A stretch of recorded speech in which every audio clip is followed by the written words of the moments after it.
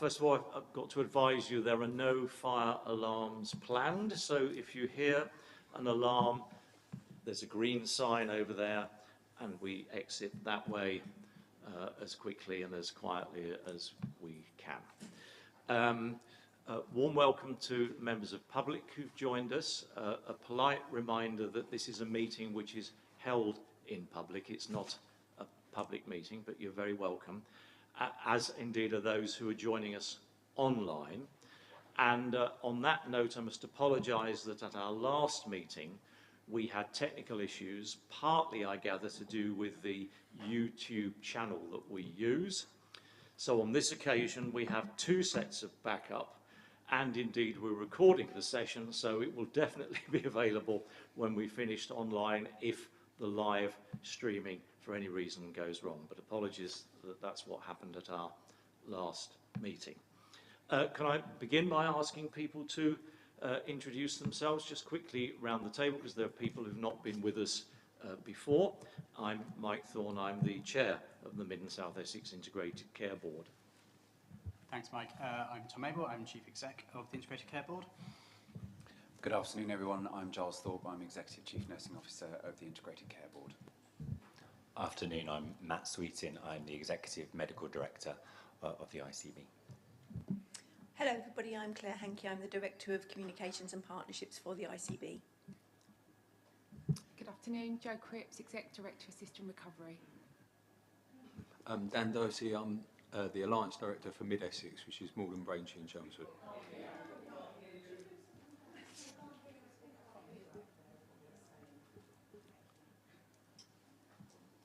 It's very loud down here. Yeah, well, thank you for that. Is there anything we can do technically? Are these speakers actually working? It's working better. Is that better now? Okay.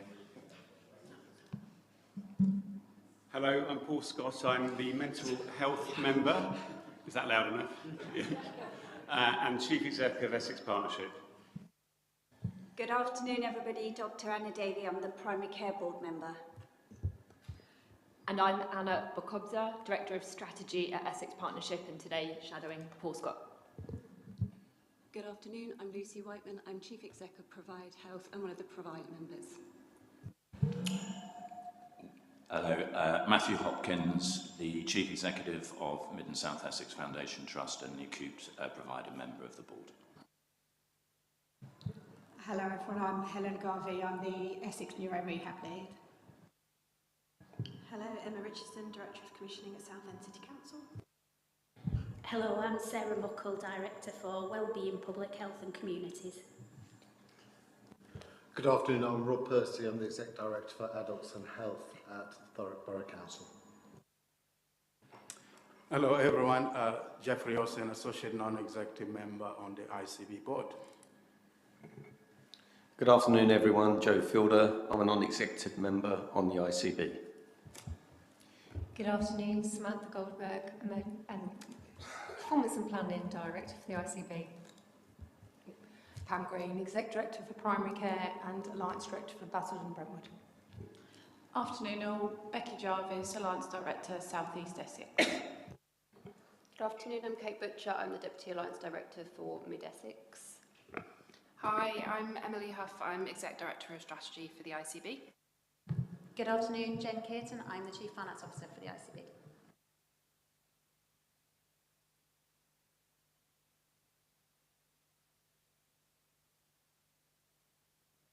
Thank you very much, and we need to remember to use the microphones, otherwise it won't get through the live stream. This is very unworldly, hearing a voice echoing away.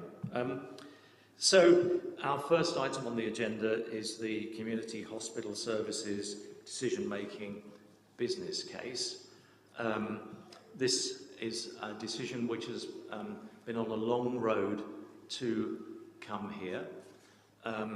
We benefited early on from a number of interactions in person and online in all sorts of ways with quite a large number of people in the Malden community, and we're very grateful indeed for that. We then established what I call the working group. It had a proper title, but I'll call it the working group. And this turned out to be a very good way of understanding what the issues were around the decisions which are to be made this afternoon. And again, we're very grateful for everyone who participated in that, and particularly to James Holden, who was the independent chair of that working group.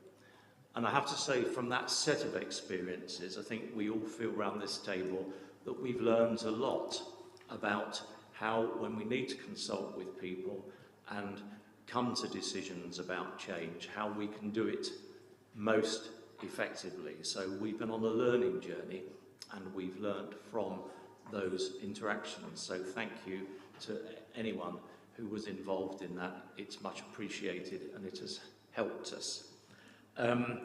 This afternoon, we've got a set of decisions. We're going to have a presentation about the decision-making business case, which is NHS jargon for the next stage we have to go through. And then I'll ask somebody to summarise what happens after this, because it goes to a higher-making decision power body after it leaves us.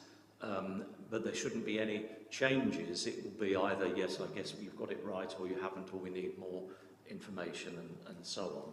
But I think the documentation that is here is required from us. There's an awful lot of it, and again, I apologise for the length of what is there, but in a sense it shows the amount of work that's gone in. And I would like to thank all of those involved in drafting the documentation, because it is a very clear set of documentation and much appreciated, the work that's gone into it. Essentially what is here, I believe firmly, and I've read it all very carefully, embodies the outcome of the working group. So what is before us today is all the necessary technical background that we're required to submit that would support moving in the direction of that outcome from the working group. So there should, in point of fact, for those who've been on that journey, be no surprises in what is here, but we have to provide this level of detail in order that a final decision can be come to with the right authorities. So with that as background, I think, Tom, I'm initially going to pass over to you. Yes, thank you, Mike. So as you've set out, the purpose of today's session and the decision that we're going to make is looking at 3 decisions around community services here in Mid and South Essex. So those being the future location and configuration of community intermediate care beds and stroke rehabilitation beds in Mid and South Essex, the future location of freestanding midwifery-led birthing services in Mid and South Essex, and the future of ambulatory care services provided at St Peter's Hospital in Malden. And clearly this, as you've set out, Mike, has been the culmination of a significant journey for us all and for our communities, and the decision that we need to make today, we need to be assured, meets our statutory responsibilities that we'll talk a bit more about as we move through, improves outcomes for local residents, and maintains public confidence. The decision that we want to make is we want to make sure shapes safe, high quality and sustainable community services for the future. So just a quick reminder of our aims in terms of what we need to do as an organisation and as a system. So firstly, we need to make sure that the decisions that we make offer the best outcomes to individuals who we serve. Secondly, that we deliver health and care services that are as effective and as efficient as possible and offer choice and improved personalised care wherever possible. And thirdly, we need to demonstrate that we're delivering value to the health and care of our economy and our community. So those are kind of 3 important things to bear in mind as we walk through the decision-making process this afternoon. So We've been on an extensive journey, which predates me, in fact. Back in October 2023, there was a number of changes made to community beds here in Mid and South Essex to make sure that they ran as effectively as possible and to protect patient safety during that winter of 2023-24 and beyond. The rationale behind those changes were that we needed more community stroke capacity for the winter, and there were ongoing concerns with the estate at St Peter's Hospital and the impact that that could have on inpatient services. Those included issues around the lift at St Peter's Hospital, where community beds were situated, and there had been a number of issues about it frequently breaking down, and the risk that associated with that people with limited mobility may not be able to evacuate in the event of a fire or another emergency if needed, which created a safety risk.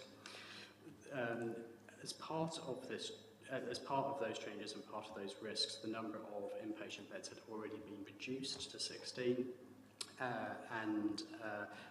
as a result of that, obviously that limited the number of patients and visitors who could access and use that service. A further issue was that during heavy rain, the main building was prone to flooding, and there were risks associated with that, clearly.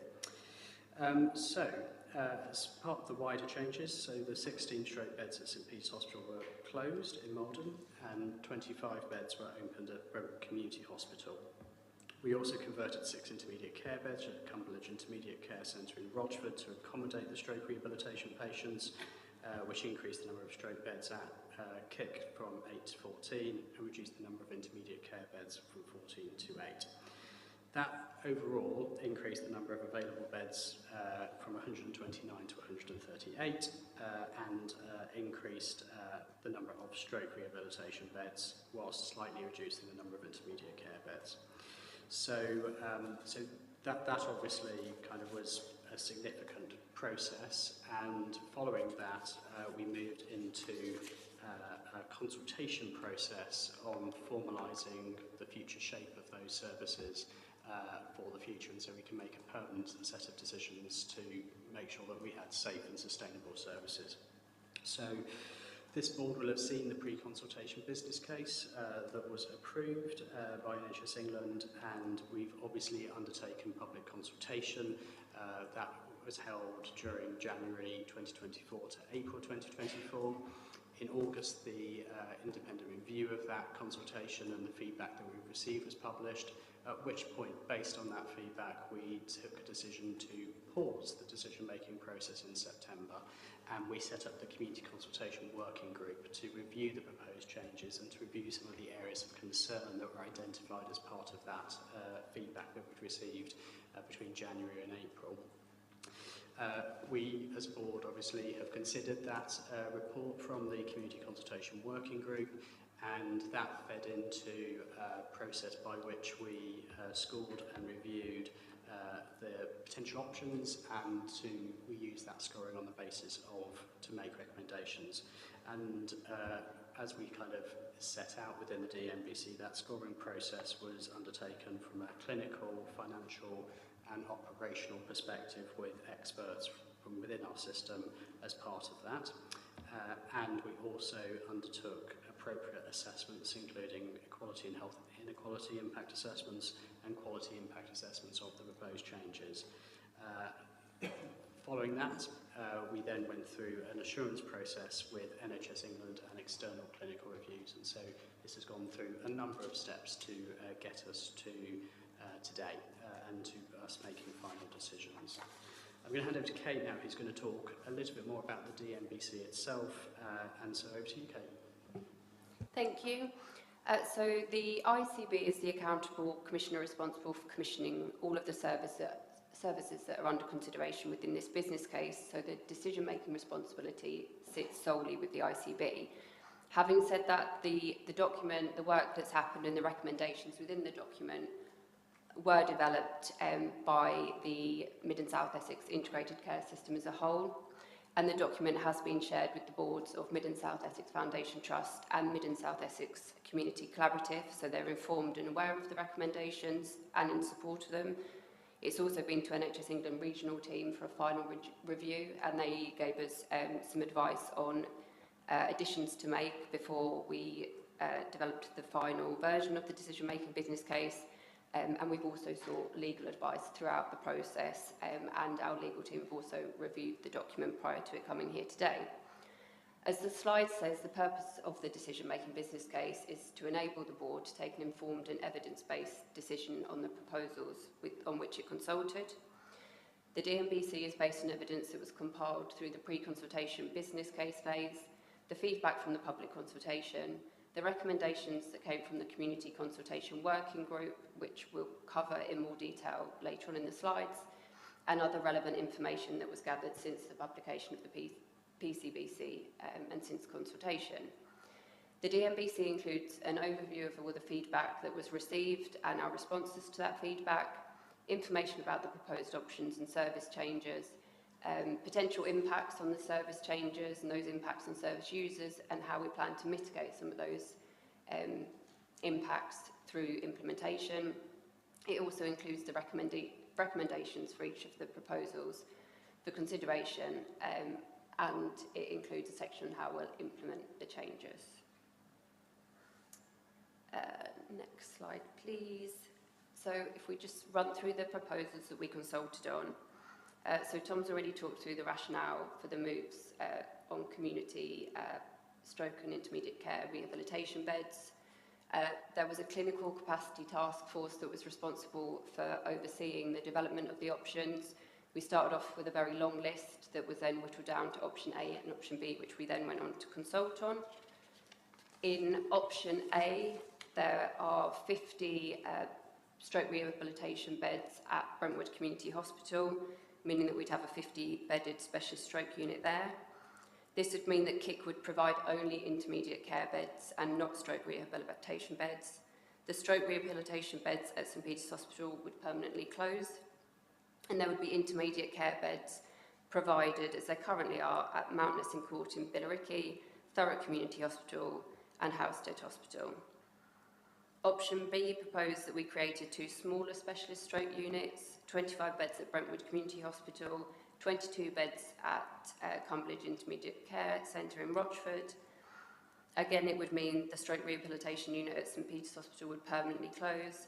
There'd be no IMC beds at KIC, and again, there'd be intermediate care beds at Brentwood Community Hospital, Mount Nessing Court, Thurrock and Housestead Hospital. Next slide, please. The freestanding midwife-led birthing unit, so some of the concerns around the estate of St Peter's and the fact that moving other inpatient beds would leave that unit isolated as the only other 24/7 service on the St Peter's site meant that the Community Capacity Task Force took the decision to also look at the future location of the freestanding midwife-led birthing unit. One of the options would have been to remove that freestanding unit altogether, but the group felt that we needed that still within Mid and South Essex, and it was important to continue to offer choice to patients around where they give birth. Sorry, next. Oh no, that was the right side. So we only consulted on one option here, and the rationale behind that was there was only really 2 options. One was St Peter's Hospital, and one would be the William Julian Coulthard unit at St Michael's Hospital in Braintree. Because of the concerns around the estate and the isolation of the unit at St Peter's Hospital, WJC was seen as the preferred option to go and consult on. It's also a more modern unit than St Peter's is, and part of the work that we've done has meant trying to best use the existing estate that we've already got in Mid and South Essex.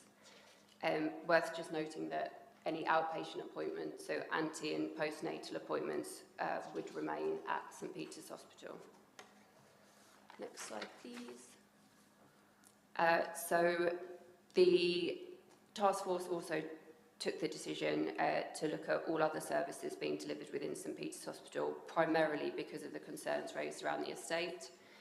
In the consultation, we asked for views on the future of services at St Peter's Hospital. We call them ambulatory care services, so they're outpatient and diagnostic services that take place there. Different types of consultation to inform different types of decision. For this, it was a gateway consultation because it recognised it was a pivotal point in the process.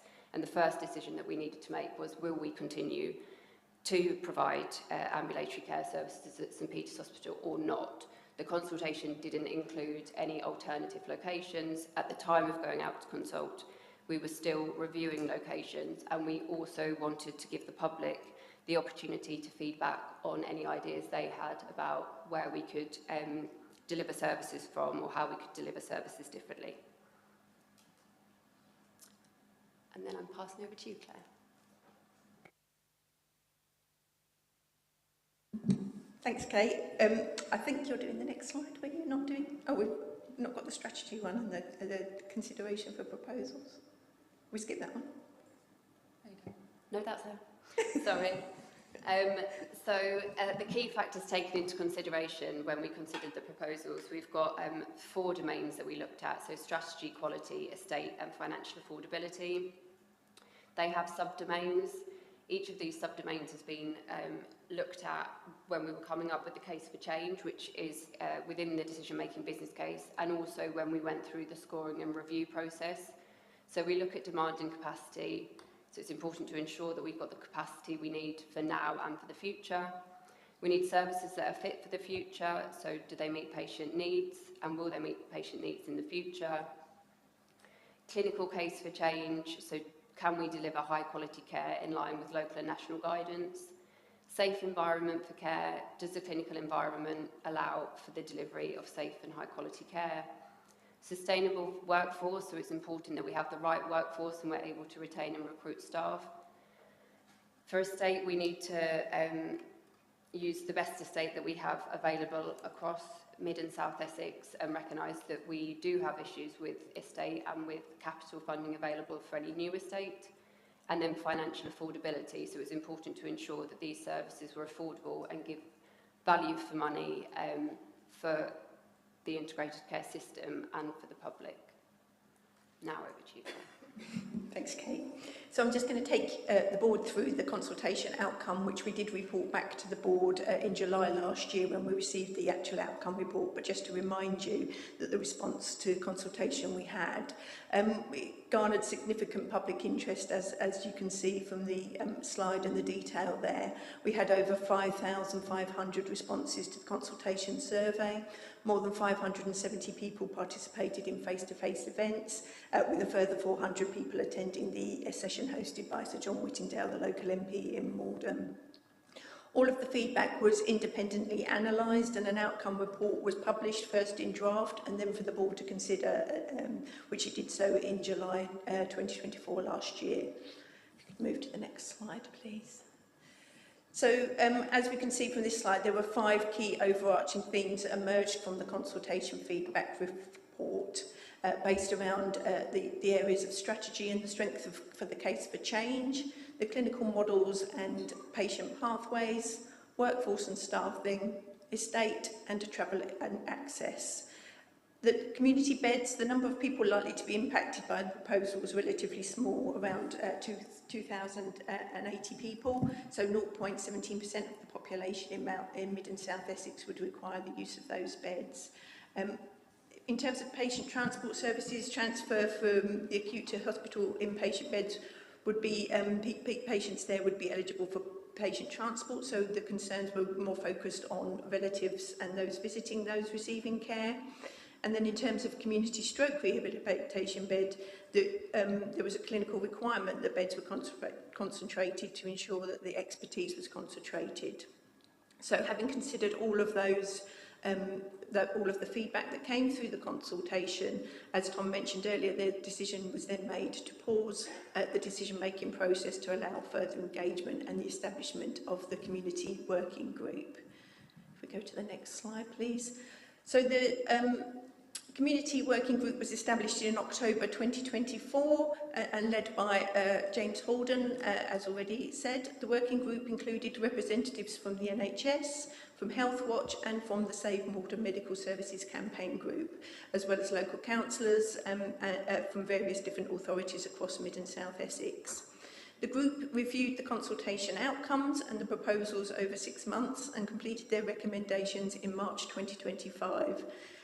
The outcome forms part of the DMBC appendices. The outcome report can be seen as part of the pack. The working group's recommendation and the outcome report was presented to the board in May this year, and their findings utilised in the development of the final recommendations for decision are before the board today. And you can see on this slide it sets out the key recommendations that came from that report. In terms of St Peter's Malden, there was a recommendation around investment to keep the facility operational for the next 5 years, while capital funding was identified for a purpose-built new facility. For inpatient care, the recommendation was around the acknowledgement that the NHS could not efficiently operate an inpatient facility in Malden due to low utilisation. For stroke services, there was a recommendation around the preference for option B, and that was the split bed option that we consulted on, ensuring that South End residents who require specialist stroke rehabilitation could remain locally and not and reduce their travel burden for visiting families. And then in terms of birthing services, there was a key recommendation about ensuring that we retain the pre- and postnatal appointments that currently take place at St Peter's, with the standalone midwife-led birthing unit being permanently sited in Braintree. And next slide, thank you. So having kind of considered all of that and the work of the working group, for the board now, the opportunity is to review whether we've met our statutory duties and the tests that we need to undergo in terms of making a significant service change. We've undertaken extensive public involvement throughout this process. We had a robust consultation process that met the gunning principles, which is the case law that sits around formal consultation in the NHS setting. It's been to the clinical senate, there's been clinical reviews for safety and effectiveness. Financial sustainability test is met, it's revenue cost neutral to the organisation and the system. The NHS reconfiguration test and assurance has been passed. We've undertaken an integrated impact assessment and assessments against statutory duties and mitigations that need to be addressed. And obviously we're proposing ongoing oversight through a new community committee. I think I'm handing back to you now, Tom. Yes, thank you. So I think what's important just to make sure that the board kind of reflects on is, as we go through these recommendations and make a decision on them, is to ask the questions. Will these recommendations deliver improved access and safety of care? Have we adequately met our duties as an organisation to engage, listen and act on public feedback? Are the risks which have been identified associated with these recommendations being appropriately mitigated, and is the implementation of these recommendations deliverable, and are the proposals fair, equitable and aligned with NHS strategic priorities? I'll hand over to Kate, who will walk through each of the recommendations which are set out within the DMBC. Thanks, Tom. So I'm going to talk through the recommendations and then I'll go on to talk about the rationale for each of the recommendations. So the board is recommended to approve option B for community stroke and intermediate care beds. So that's having the split stroke units across Brentwood Community Hospital and KIC. That means there'll be 25 intermediate care beds at Brentwood Community Hospital also, but there will be no intermediate care beds at KIC. And then there'll be 66 other IMC beds across Mount Nessing Court, Thurrock Community Hospital and Housestead Community Hospital. And it means that the stroke beds at St Peter's Hospital will permanently close. For the freestanding midwife-led birthing unit, the recommendation is that we permanently relocate that unit to William Julian Coulthard Birthing Centre in Braintree, and antenatal and postnatal outpatient appointments will remain at St Peter's Hospital in Malden.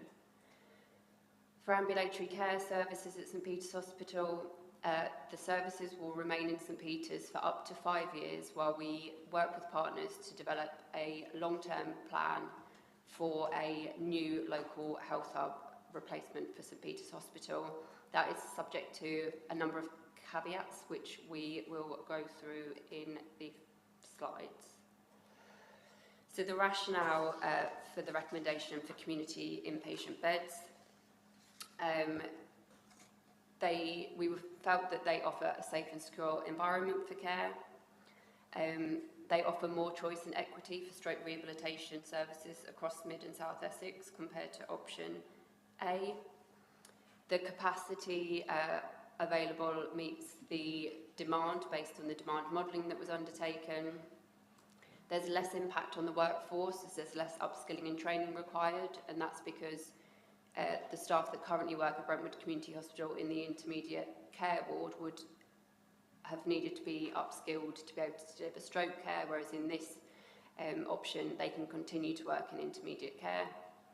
It fits the system estate strategy as we're making best use of the available estate across Mid and South Essex.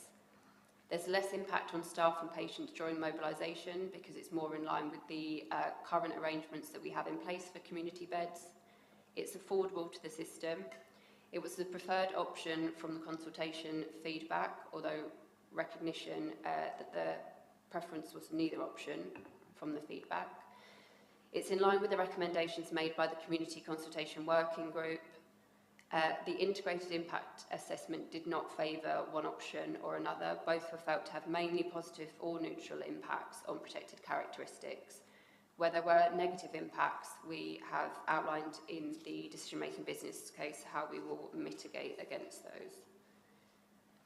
It is worth just noting here that when we went through the scoring and review process, option A did come out slightly higher than option B in terms of scoring when weighting was applied, and that was predominantly due to the financial impact. So we had more savings coming from option A than we did from option B. That meant when weighting was applied, option A scored very, very slightly higher than option B. However, we then had a discussion within the programme board that oversaw the decision making or the recommendations. And because the option B had scored higher on quality, strategy, and was the preferred option from the work that we'd done with the Community Consultation Working Group, we felt that it was better to go with option B as the recommendation rather than option A, and there are also risks associated with recognising those savings identified. So that's the rationale, and more information about that is within the decision-making business case. The rationale for the recommendation for the freestanding midwife-led birthing unit, again, it's felt to offer a safe and secure environment for care. It's accessible for the main centres of the population in Mid and South Essex, but recognising there is a negative impact on those that live in Malden. Based on current birthing rate, it offers sufficient capacity in the system. It's felt to be a better environment for care for the workforce delivering care. Again, it fits the system estate strategy for making best use of estate that we have available across the system. It's an affordable option for the system. The majority of respondents in the consultation didn't want the service to be relocated, and the majority of those that expressed that were from the Malden district, understandably. It is in line with the recommendations made by the Community Consultation Working Group. The integrated impact assessment, again, identified that for those with protected characteristics, the impacts are mainly positive or neutral, and again, where there was any negative impacts, we've looked at how we can mitigate against those. For ambulatory care services, there was recognition that St Peter's Hospital does have significant issues with the estate, and it isn't suitable for long-term care, as a care environment for the long term. The proposal is for the short to medium term, so that is up to 5 years. The services at St Peter's Hospital have all been moved to the ground floor to mitigate against the risks that Tom identified earlier with the lift and flooding on the first and second floors. There are several mitigations that are identified within the decision-making business case, and Tom's going to come on to talk about that in a little bit more detail, to ensure that services can remain at St Peter's and the site will be safe and be able to offer high-quality care for patients. The site does offer good access for patients and parking. It means that we keep services local for residents living in and around Malden. It's beneficial to staff to keep the services where they are. However, we do need to recognise that poor estate may impact on staff morale. The revenue costs have been reduced because services have moved to the ground floor, and there's a lot of work that still needs to happen on ongoing capital costs to keep services on site for the short to medium term, and also to look at how we fund a long-term solution for replacement to St Peter's. A review of other potential sites and alternative locations was undertaken through this process, and they were also shared with the Community Consultation Working Group, but there were no other viable alternative sites identified that wouldn't require significant capital investment. And I'll pass back over to you, Tom, to talk a little bit more about the ambulatory care services. Thanks, Kate. So, as Kate said, I think we all recognise the fact that the current site of St Peter's is high risk and therefore unsuitable for long-term clinical care, and therefore within the DMBC it sets out what are the steps that should be taken to optimise its use in the short term whilst we work through the longer term solution for health services within Malden. So those kind of steps which are set out within the DMBC include the need to make sure that there is a review of the areas of St Peter's which are currently being used to provide services from, and an agreement around the essential works that need to be required in order to improve the estate to allow services to continue to be delivered safely. Secondly, a recognition that will require some level of capital expenditure in the near term, and a full report on the anticipated costs and a plan for how that capital will be found to support the work will be shared. That will be led by Matthew and the team at MSE Foundation Trust, with support from us obviously here at the ICB. Thirdly, that essential maintenance must be carried out routinely over the period that St Peter's is in use to make sure that services can continue to be delivered as safely as possible, and alongside that, a regular assessment of the estate to make sure it is safe and services can continue to operate effectively from the environment. Alongside that, there is a commitment as set out within the DMBC that a plan needs to be developed for a future modern health hub and or a replacement for St Peter's Hospital, for that to be developed and delivered over the next 5 years. And we are already turning our mind to that, given that that is something that is way overdue.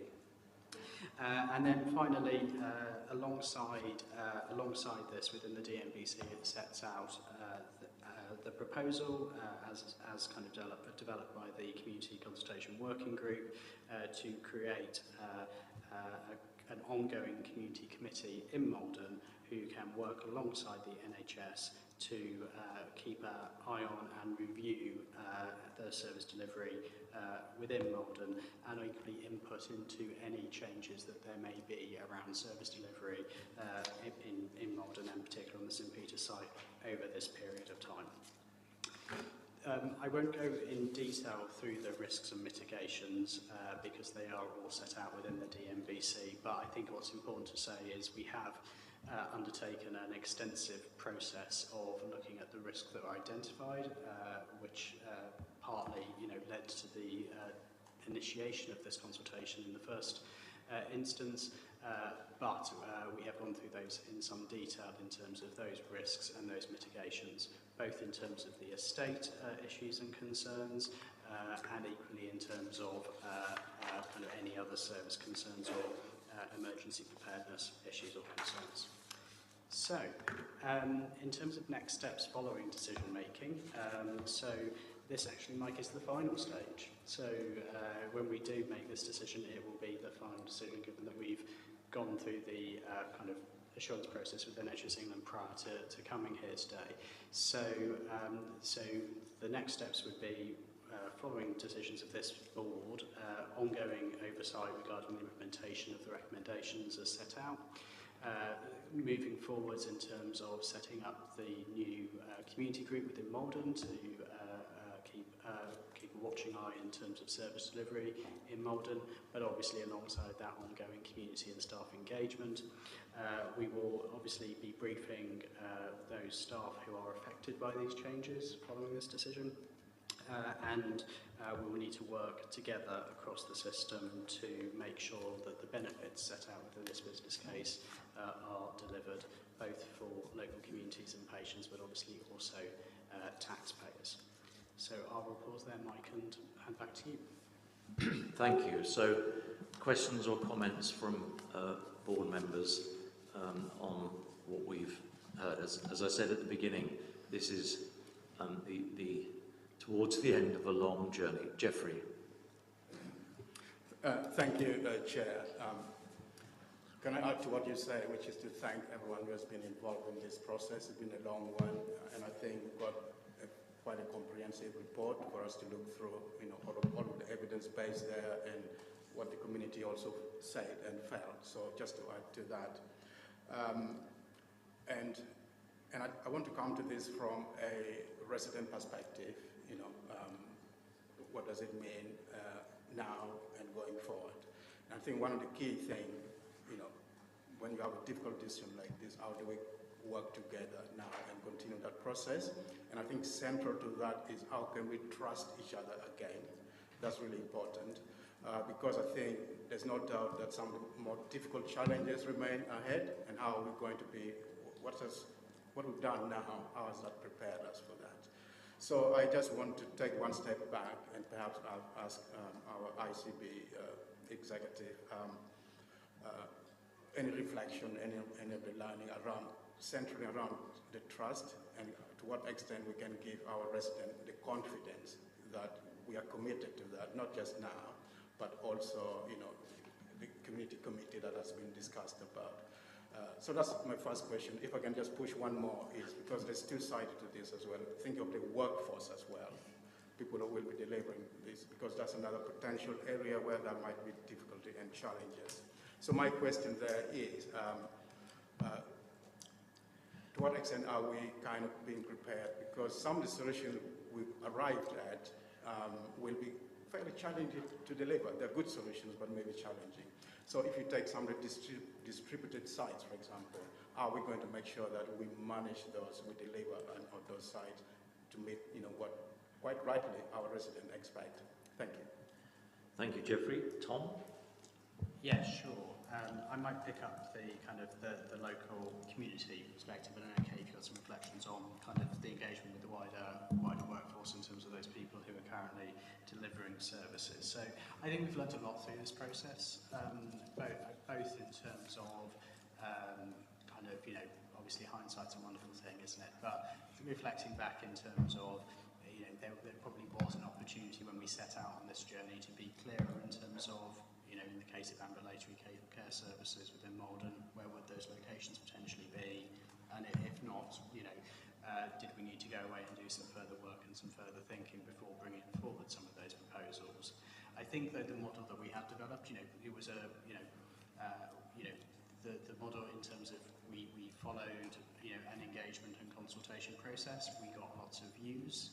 Based on those views, we took some time to dive into those in a bit more detail through the community consultation working group, and looked to, and it allowed us, I think, to get into a level of detail and debate with colleagues within the NHS and members of the community to really kind of get under the skin and understand some of the issues and challenges to make sure we got good recommendations and positive decisions which would maintain patient care, but equally also reflect the need for people quite rightly wanting to have accessible services. And obviously we're committing as part of this to move forward to the next stage in terms of making sure that there's ongoing community engagement and involvement in services. And I think that's something we're going to want to look at more broadly as we move forward in terms of the way that we work as an ICB and as an NHS, in terms of, as with, within, we're going to talk later about the 10-year plan, but clearly there's a lot in there about how we work with local communities to help them inform us the way that we deliver services in the future, so they better meet their needs and are responsive to their needs, as opposed to us doing what we think is the right thing to do. And so I think that's important, and so I think there's lots to learn from this process that we can apply in the future. Kate, can you want to say a little bit about workforce?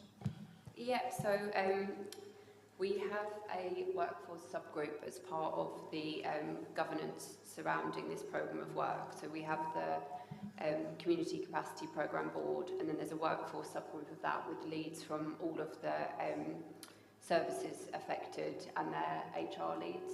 And they feed back to their staff through regular kind of staff communication engagement sessions. So that will continue through implementation. And I guess beyond that as well, there is regular touch points with staff. There will also be consultation with affected staff. So that's part of kind of statutory responsibility of the providers, is that any staff that are affected by these changes will be consulted with. So I think there are plans in place. I think we can also learn from some of the work that Tom's just talked about that we've done with the community in terms of how we can continue and better engage with staff throughout. Thank you. Thank you. Further questions or comments from board members? Yes, Matt? Thanks so much for the consultation and the clarity here. I think it's helpful to have clarity from a clinical perspective for our staff and for our residents. I think it's probably just worth framing this discussion, and part of the privilege of my role is that I was out and about at the consultation, listening to residents, and some of you I see in the audience here as well, whether that was in Malden, the Dengies or Whitton. And there was a focus, and there was a passionate focus from staff as well. My questions would be are twofold. One is just to set the context from a clinical perspective. We know that the population is ageing, but also the birth rate is dropping across the country as well. And we know that maternity care is becoming more complex as well with a change in demographics. We also see a seismic shift in how we manage and treat patients in both those areas, and particularly with the older frail generation, a lot more focus on out-of-hospital care and support. And so I welcome the focus here for developing a focus on ambulatory services in the next 5 years, which is key on top of our already delivered frailty services. So that's just to say these decisions aren't in isolation to the bigger population changes, as well as some of our big seismic service changes in the 10-year health plan just announced. I guess maybe a question directed to Matthew slightly is ambulatory services, the recommendation here is to stay together for the next 5 years. Clearly we want to provide high quality services in the challenged estate, and so it's just a question, and we've heard it a bit alluded to, but are we assured that, in a sense, regular maintenance and the ability for clinicians to deliver the best care, because they are passionate there to deliver good care, will they have the facilities to do that even in the interim? Yeah, thanks, Matt. And if colleagues have had a chance to have a look in the appendices, there's a letter setting out our commitment from the board of MSCFT to Tom, setting out the commitment to ensure that the buildings at St Peter's, which I have visited, so I'm very familiar with some of the challenges that the staff and patients are facing. So we will make sure that those commitments are followed through. I think also just to make a comment about the staff, because I think Kate's talked to the kind of structure around the staff engagement. I've met with the maternity staff there. We had a full and frank exchange about their perspectives. I've met with the midwifery staff that are now at the WJC as well to understand how they're settling in. Our commitment, whilst not described in the letter, is also to make sure as Chief Executive that our staff are briefed, involved and have the opportunity to speak up if they feel their patients are not getting the quality of care as a consequence of either staffing levels or indeed equipment or indeed the buildings. Thank you. Anna? Thank you, Chair. My question is really about the future as we see it in Malden. So with the 10-year plan and the focus on the neighbourhood health service, how are these changes going to help facilitate the development of a neighbourhood health hub for Malden in the future? Thank you. Tom? Hey, thanks. Yeah, it's a good question, Anna. So I think now with the publication of the 10-year plan, I think there's a real opportunity to bring this work together with some of the ambition and commitment which is set out within the 10-year plan for health. And so clearly that plan that was published a couple of weeks ago is setting out the ambition for neighbourhoods across all of England to be able to access ambulatory diagnostic services, outpatient services, primary care services in a single place through a neighbourhood health centre. And a actually me and Jen were talking about this earlier.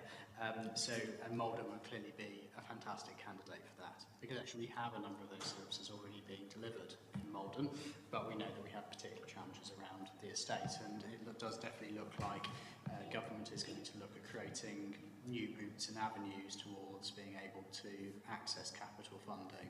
And so my plan and hope would be, obviously we're looking at a range of options, remember how we may create this new facility, but this might provide us with another opportunity for us to explore, and so actually we can, you know, do something really positive and potentially look at bringing together some of our general practitioners with these services, because we know that alongside some of the estate challenges at St Peter's, that our GPs are, you know, do not have enough space in Malden as well. So I think it's quite positive, and actually this is quite an exciting opportunity for us to put some of the work, or some of the ambition in the 10-year plan into action in a local neighbourhood here in Mid and South Essex. Thank you. I'm going to take Joe, and then I'm just warning board members I'm about to then get us to a decision-making mode, because it's a long meeting and I've got to try and make sure we run to time. So Joe, and then I can take one more question or comment if there is, and then I will need to get us on to the decision-making. Thank you, Chair. I'd like to equally thank everyone for their involvement so far, but I just wonder if there's an opportunity now in the next 5 years, as we consolidate as best we can from a kind of back foot approach, really, to try and get onto a front foot approach. And in that context, I would say from my own journeys around Greater Essex, there's probably some estate that's underutilised, or that we could recycle and put into priorities like Malden in quite an innovative and intelligent way. And I would just urge us to really look as far and wide as we can for those opportunities and bring them into, as a colleague said earlier, into the light, and make sure we don't waste them. Thank you. Yeah, great. I'm sure everybody agrees with that. Getting on that front foot would be the right place to be. Well, thank you again, everybody, and Kate, and you and all people connected with you have been involved in the drafting, because the document is very clear. I'm thrilled to know that we are capable of making a decision today by ourselves, but that's because we have been checked en route by higher authorities. Yes. So that's good. So I'm now interested. Can we take the three things one by one? So there's option B for the stroke and rehabilitation beds. Does anybody not wish us to proceed with that option around the table? So we've agreed that then. Thank you very much.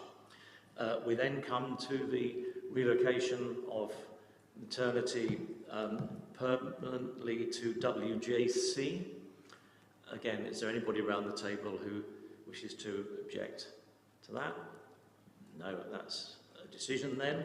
And then finally, we are going to sustain the current list of ambulatory care services, which are listed on page 49 of the decision-making business case in detail, the complete list there.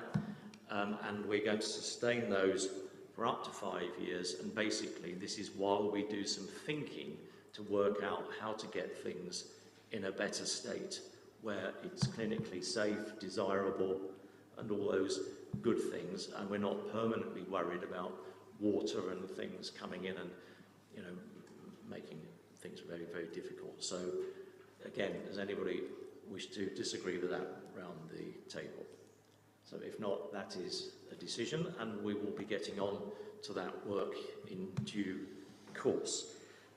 Just finally on this, we had two questions from members of the public relating to this, so I'll just deal with these now, and I'll explain why in a moment. We will be writing to these two correspondents. Mrs. Caroline Donison asks for a list of the services, the ambulatory care services basically, and as I've said, that is in the document here, a full list on page 49. And how will we access those? Well, the answer is just as you do now, until things are changed. and there was to be a process for that. Stephanie Ireland asks about the development more generally of medical facilities. She mentions Westcombe Park, Cambridge and others, and as Tom has said, that's work which is at this moment in time ongoing, where we're trying to get things sorted out, but we will reply to that so that there is a written response.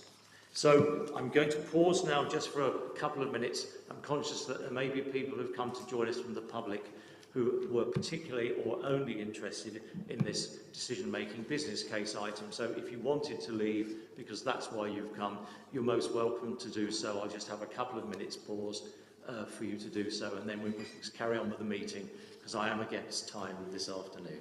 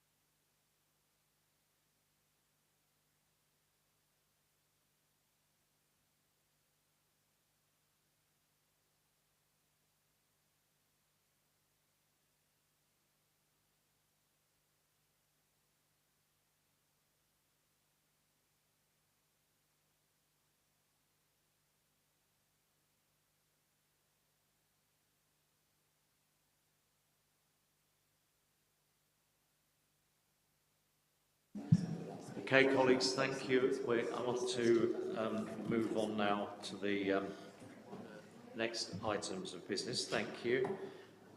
We have some questions from the members of the public, not related to the decision-making business case. So first of all, Terry Brown has inquired about services at Thurrock Community Hospital now that the Community Diagnostic Centre is open, and I think, Tom, you're going to respond to that?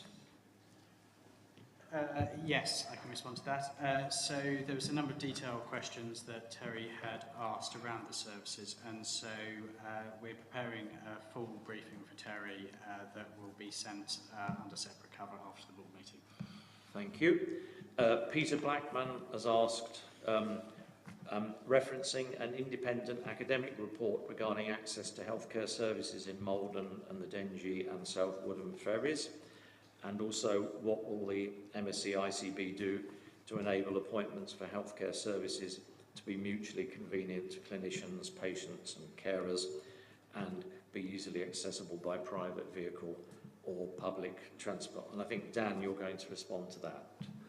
Yeah, thanks, Mike, and thanks, Peter. What Peter doesn't reference in the question is that the independent academic research that he refers to was initiated through Peter's connection to Warwick University, so it demonstrates how communities can actively generate research, and on a personal note, thank you for allowing me to be involved in it. The ICB recognises and understands the importance of access to physical locations and healthcare services, as we've just seen. Access for patients, relatives and carers is an important aspect when considering equity of healthcare service provision, and access to services forms a significant part of a number of our impact assessments which we consider when we're considering new services or indeed changes to existing services. Within the report, it notes that travel challenges could particularly impact those living in deprived areas. Patients on low incomes may be able to claim back travel costs for hospital appointments through the NHS Healthcare Travel Cost Scheme. The scheme helps ensure that the cost is not a barrier to accessing necessary care. And for those who are not eligible for patient transport, there are community transport options available. The answer just goes on to reference the 3 shifts within the NHS long-term plan around hospital to community, treatment to prevention, and analogue to digital. And as an ICB, we're obviously awaiting the further detail to support the implementation of that plan, but particularly in relation to neighbourhood health, again, in a very similar vein to what we've just heard. And the written answer will be given to Peter afterwards. Thank you. Paul Osman has asked, referencing cancer waiting times in the performance report, and asked what additional actions this board is taking to rectify such poor cancer performance that will mean patients' cancer becoming worse while they wait for diagnosis and treatment. And I think, Sam, you're going to respond to that. Thank you, Chair, and thank you, Paul, for your question. The ICB recognises the seriousness and acknowledges the variation from national standards, particularly in the faster diagnostic standard and the 62-day treatment performance. We understand the risks associated with delays in diagnostics and treatment. Timely care is vital to improving outcomes, prevention, progression and advanced cancer stages. Our system-wide approach addresses not only pathway performance but also reinforces clinical harm reviews for patients facing long waits, ensures lessons are captured and safety concerns are also addressed. Whilst performance remains below national targets, key improvements have had some indication, with the 31-day treatment performance increasing from 79% with a 5.5% uplift in Q1. Backlog reductions through multidisciplinary team processes and revised governance oversight is continuing, and additional diagnostic capacity mobilising in radiology and pathology at our acute providers is also providing faster results.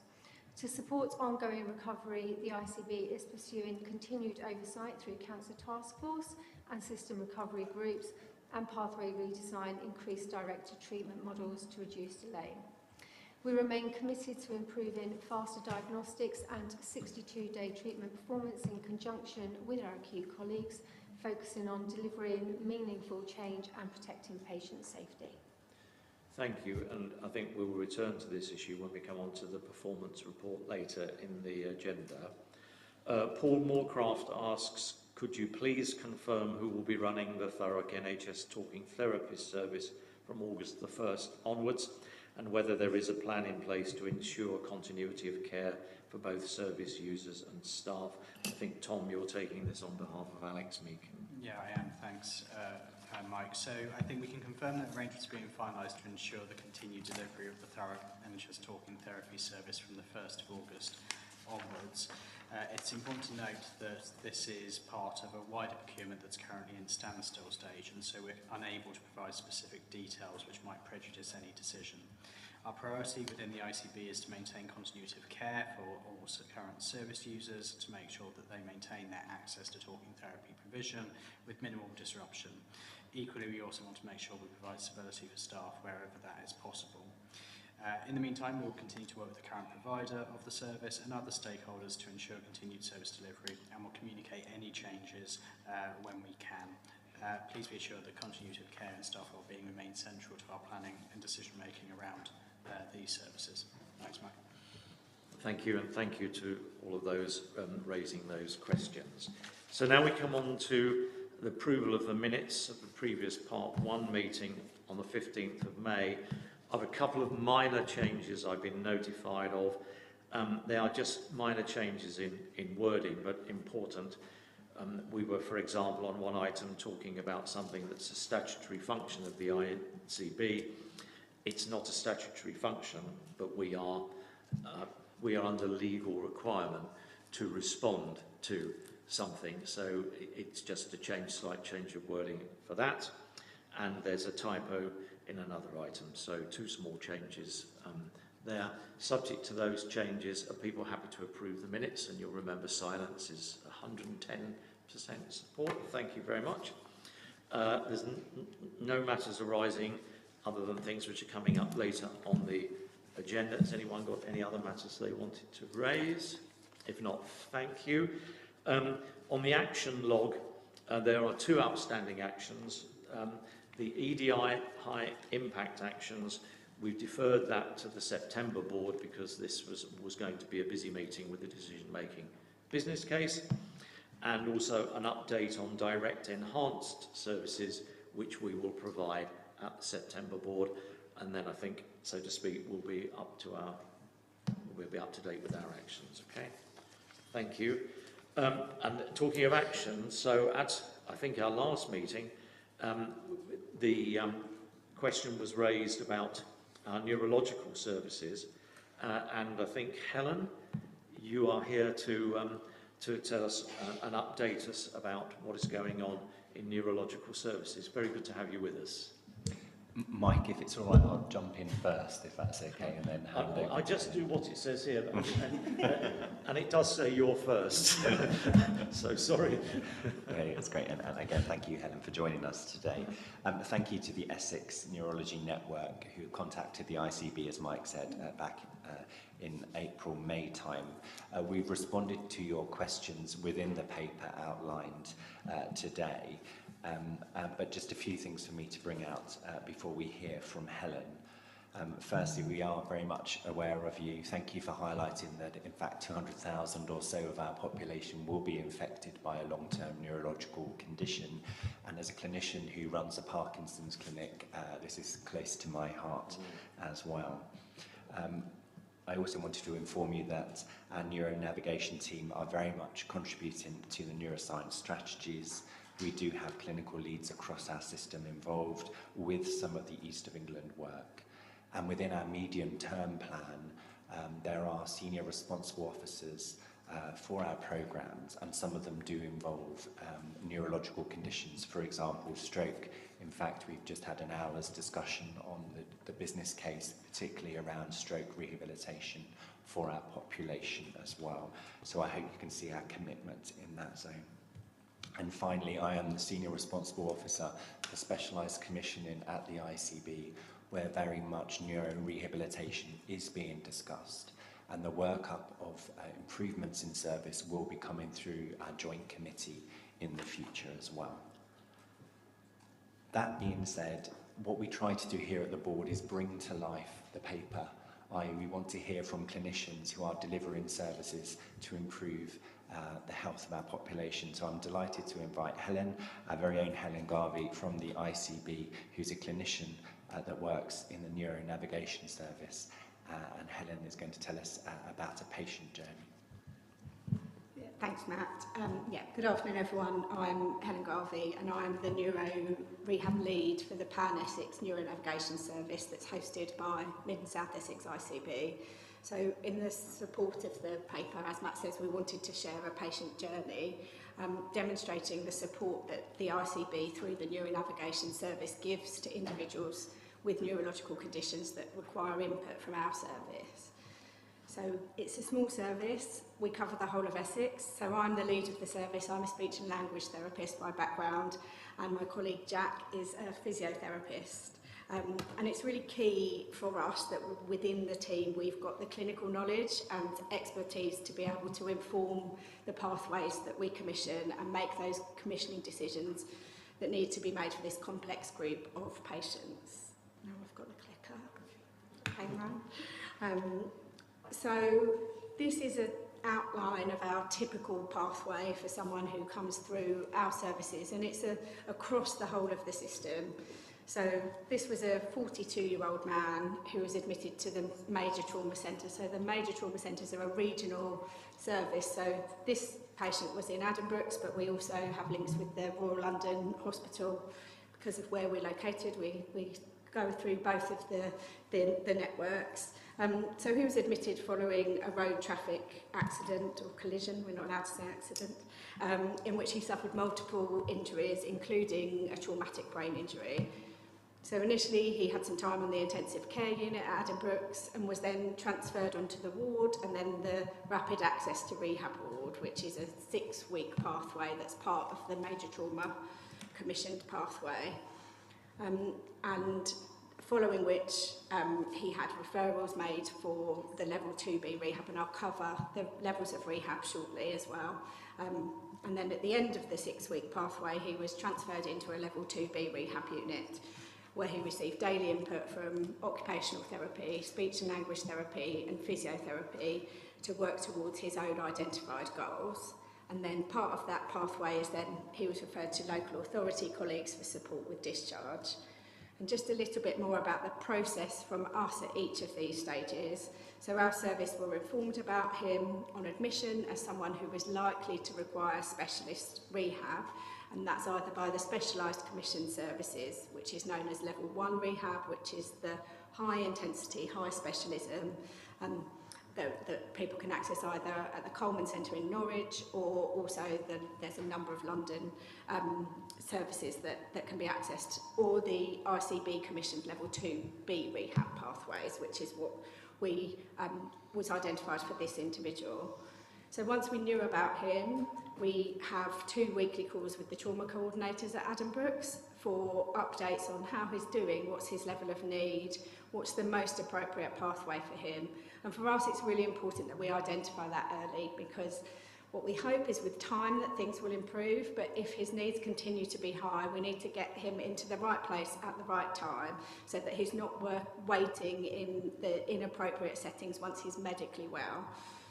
So we always, first of all, seek to establish whether our already commissioned services, which are typically our more local services closer to home, would be able to meet his needs. But because he was identified as having the level 2B rehab needs, that's what we needed to find for him. And it was so that we could maximise his independence and reduce his care needs at the point of discharge. So you can see here it says if he'd not accessed rehabilitation, the plan, the recommendation from the clinical team would be that he would had to have been discharged to a 24-hour care setting, at least for a short period of time, because there were concerns around his safety at home and the ability to manage even between care calls. So he was referred to that level 2B provider that we hold a block contract with, who felt they'd be able to meet his needs, and transferred at an appropriate time in his pathway.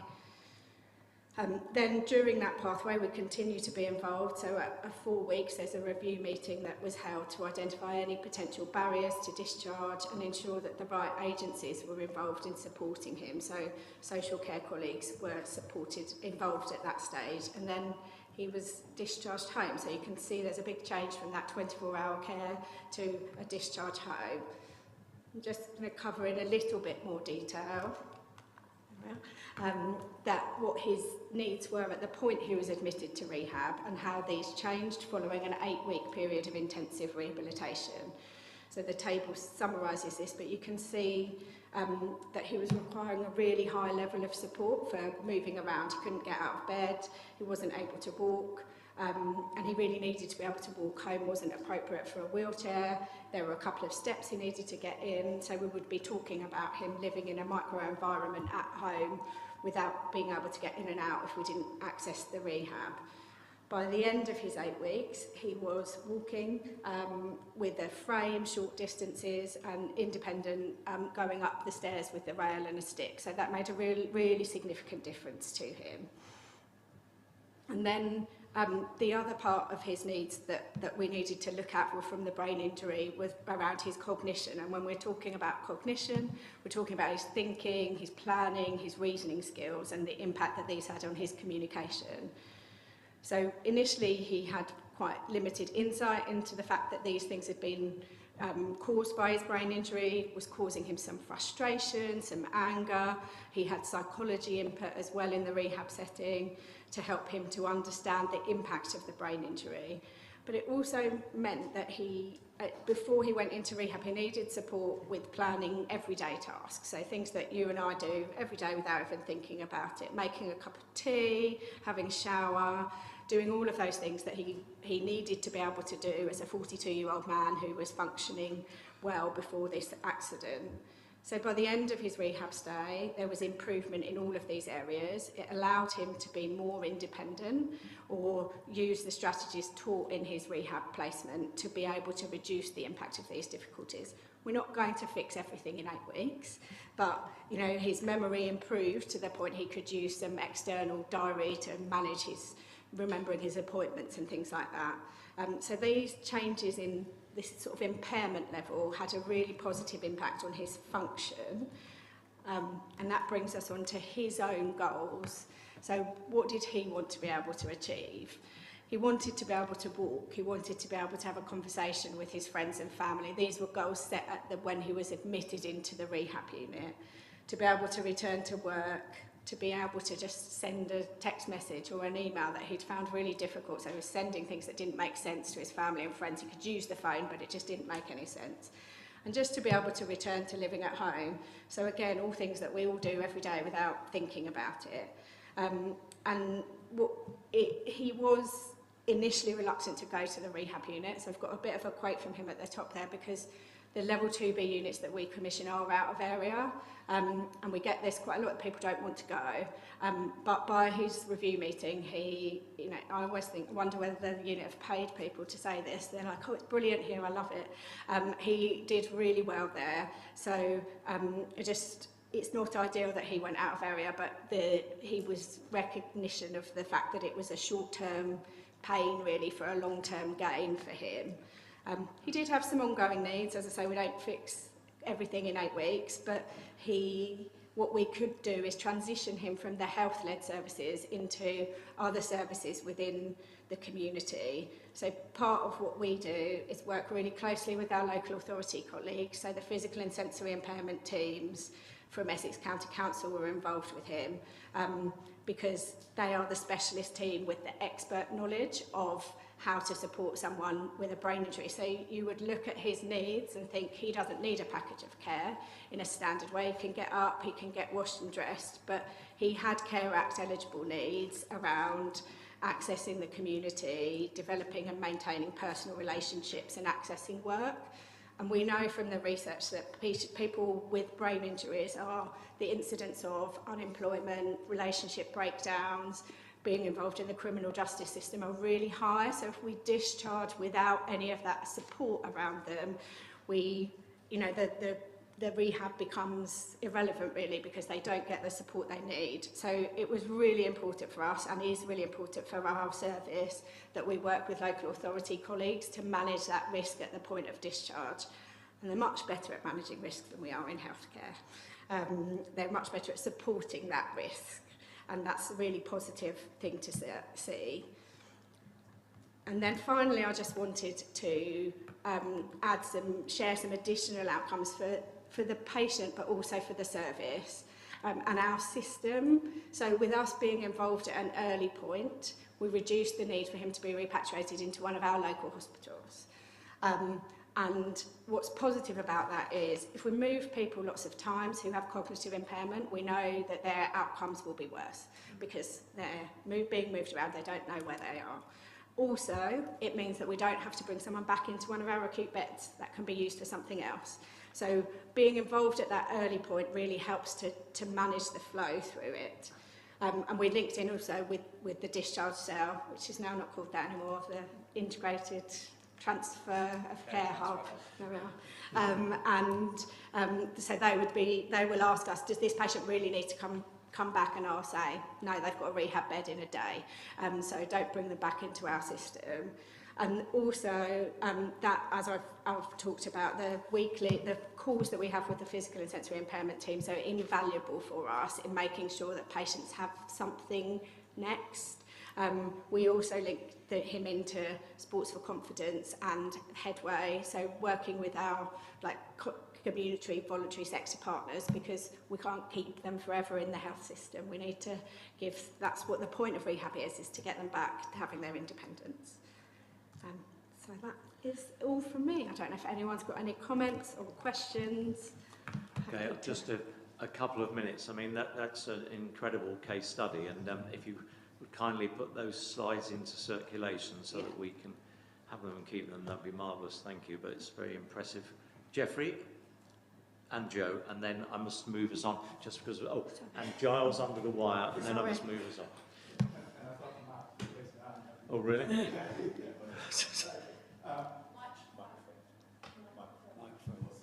Thank you. I was wondering why you are pointing at me. Chair, thank you very much, and thank you, Matt and Ellen as well. I think we are being asked to receive this report. Can I say how happy I am to receive it? And can I say that I want to share, if I can, very quickly, that's a fantastic case study. But I got involved just early this week with a friend. And when you say neurological condition, no one knows in the community what do you mean, actually. But I think on Tuesday, a friend of mine called me, had a problem. We immediately suspected a stroke, for example, because there was something with the hand. So we ended up in the A&E in Basildon. They were really good. I just want to share that. And then there was still a suspected case of maybe that's what it was, stroke. Just this morning, there was a TIA clinic. I didn't know what it means, but which took place this morning. And transient ischemic attack. Thank you. Thank you. And I just heard over lunchtime that they actually don't think it's a stroke, maybe some kind of nerve problem, that they will need to work through. I think I'm just sharing this because when I saw, the report, I couldn't believe it. This is really something we're experiencing and going through. And it just makes me wonder to what extent we know. We know some stuff about stroke, fast, you need to do this and that. I wonder what we know as a normal population about some of the other things, Just a comment, really. Thank you. Thank you. Joe? Thank you, Chair. Really informative report, Helen. Thank you so much. A couple of very quick-fire questions, if I may. The report estimates that we've got 216,000 based on the national data. I just wondered how close we are to understanding, our real number, our actual number, and how we might track and monitor that, because it's clearly increasing, and I guess we need, for planning purposes, to understand as clearly as we can what the demand is. So that was and I'm happy to take all this offline, incidentally. And the second thing, because I'm a bit passionate about this really, is I'm always troubled by out of area. And I just wondered if you could give us context to that, because in my experience in mental health, it can be someone in Devon who's being looked after in Manchester, and that is not good if we could do something about that. So just some context on what out of area is. Thank you. Yeah, I'm happy to take the second one. The first one, I think, probably for me is not for me to answer, because this service is more around the rehabilitation model. So only a certain percentage of those 200 and however many thousand will come through our services. But in terms of the second one, out of area, the context of that is both of the level 2 units that we commission are in Cambridgeshire. So one's in St Neots, one's in Ely. We have previously used more local services, but they don't provide the intensity and the specialism of rehab that we need for that 8-week pathway, where we can get the outcomes that we need at a cost-effective way. So that's the decision about using the out-of-area placements. People love it, and even though they go miles away, they think it's great most of the time. And Joe, just to add to that, I know we're up against time. Obviously, the ageing population is changing the demographics, and with that come new or increasing neurological conditions. And as Helen said, there's always because these are super specialist services with very targeted, focused, high-level rehab. Having them dedicated with specialist expertise obviously is costly, but also the right service model as well. So you have to balance locality versus clinical expertise in these services. I get that. We should still bring it closer to home if we can. And very much neurorehabilitation is one of our 7 or 8 priority areas at specialised commissioning, with a report coming back around improving access to neuro-rehab. So that very much is in the east of England ballpark at the moment. Thank you. Giles, and then back to Matt for the last word. Yeah, thanks. I think this is more of a comment, and I take this in the context of me having worked in neurotrauma for over a decade, more at the sharp end, and having worked with Helen on a couple of cases. It's just a real congratulations to Helen and the team for the amazing work that they do in terms of the coordination of these pathways across health and social care. It really is an amazing example of partnership working. And most importantly, also as well, the emotional and the psychological impact of acquired brain injury cannot be underestimated, and the fact that we utilise a true multi-professional approach really does make long-term benefit, and we do see better outcomes. So my huge thanks to Helen and the team for the amazing work she does every single day. Thank you. I think Giles has summarised it nicely, nothing more for me to say. Teamwork, okay. Again, thank you very much indeed. So we move on then to the MSE ICB annual report and accounts. You remember we delegated getting this sorted out to the audit committee. The chair of the audit committee unfortunately is unwell, really quite poorly, and but I know he's very happy with the report. So are we happy to, I think we just need to formally approve that here. Everyone happy with that? Okay, good. Jeffrey, you were there and witnessed. I bear witness to it. Okay, good. Thank you very much indeed. So we come on to Chief Executive's report. Thank you. I think I guess I've just tried to reflect in terms of some of the key developments since we last met. So the first one of those is we saw the publication of the 10-year plan. We've already touched on the 3rd of July, and within my report I've tried to provide a brief summary. Obviously I know board members will probably be well through the 166 pages by now, but a summary of some of the kind of key commitments and ambitions as set out within the plan. I've also tried to reflect a little bit around what the implications of the 10-year plan are for the ICBs of the future in terms of building on the ICB model blueprint that we've seen previously. And so I think the plan very much reconfirms the ambition for ICBs to become strategic commissioners for their population, with an explicit expectation that action is taken to shift funding towards prevention and community care. Some other changes in terms of some of the architecture that has been in place around ICBs, such as commissioning support units, will be closed, with commissioning capability being strengthened locally, and also the implementation of new frameworks to assess ICB maturity and effectiveness. And slightly later in my report I reflect on the new national outcomes framework, which I think is sort of an indication of the direction we're going in. It also sets out some changes in terms of the governance and structure changes of the ICBs, including the future shape of ICB boards. We're waiting for some further guidance in terms of the timescales around that, and equally also in terms of the new responsibilities around kind of accountabilities for delivery within the new system, and some of the new mechanisms that will be put in place, so such as the new provider models that are set out, so multi-neighbourhood providers, the new neighbourhood contract, and also the implementation of new outcome-based approaches to commissioning. Lots to go at over the course of the next 10 years, I guess. The plan is for us to have a seminar session, I think in August. We're just confirming everybody can be there to have a bit more of a detailed conversation about the 10-year plan, what it means for us and how we want to take that forwards. Secondly, the board's aware that we are now kind of well into the process in terms of the ICB change programme itself, and so we've had confirmation that there's been ministerial approval of the proposed 3 new ICBs in the east of England, so Greater Essex, Norfolk and Suffolk, and Cambridgeshire, Bedfordshire, Luton, Milton Keynes and Hertfordshire, and the aim is for those new organisations to come into existence on the 1st of April. At the time of writing, the processes for chairs and chief executive appointments were running.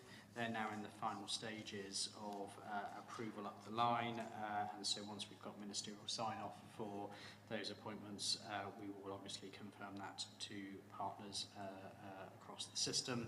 And then finally, we also have started a process around executive team members, which is now ongoing. We are working through the timetables for the other elements of organisational change over the course of this year. The National Oversight Framework is set out. I've provided a summary of that.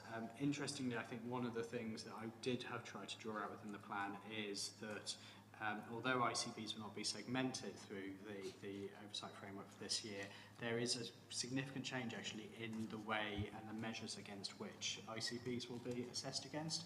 So me and Sam are doing a piece of work about how we realign our reporting to reflect these areas, because although some of these we will all recognise and know about, some of them actually I think that are things that we don't currently routinely look at, and so we will need to get into that new discipline. And then finally within the report I've just kind of set out some kind of things that we've been able to celebrate across our system since we last met. Some fantastic work that's been done across the organisation and with our partners over the last couple of months or so. I'll leave it there, Mike, and happy to take any questions. Thank you. Questions or comments on Tom's report? Joe? Thank you, Chair. I understand block contracts, I think, and understand payment by results, I think, but year of care tariffs was a new one on me. I don't understand it. I just wonder if somebody could enlighten me what that new terminology means. And secondly, do the 2% annual productivity gain and the 50% reduction in corporate structure, are they incremental to one another or do they overlap in any way? Thanks. Joe, there was an entire line across this table. We're looking to see if there was somebody who know, and it turns out it's Jen. Sorry, Jen.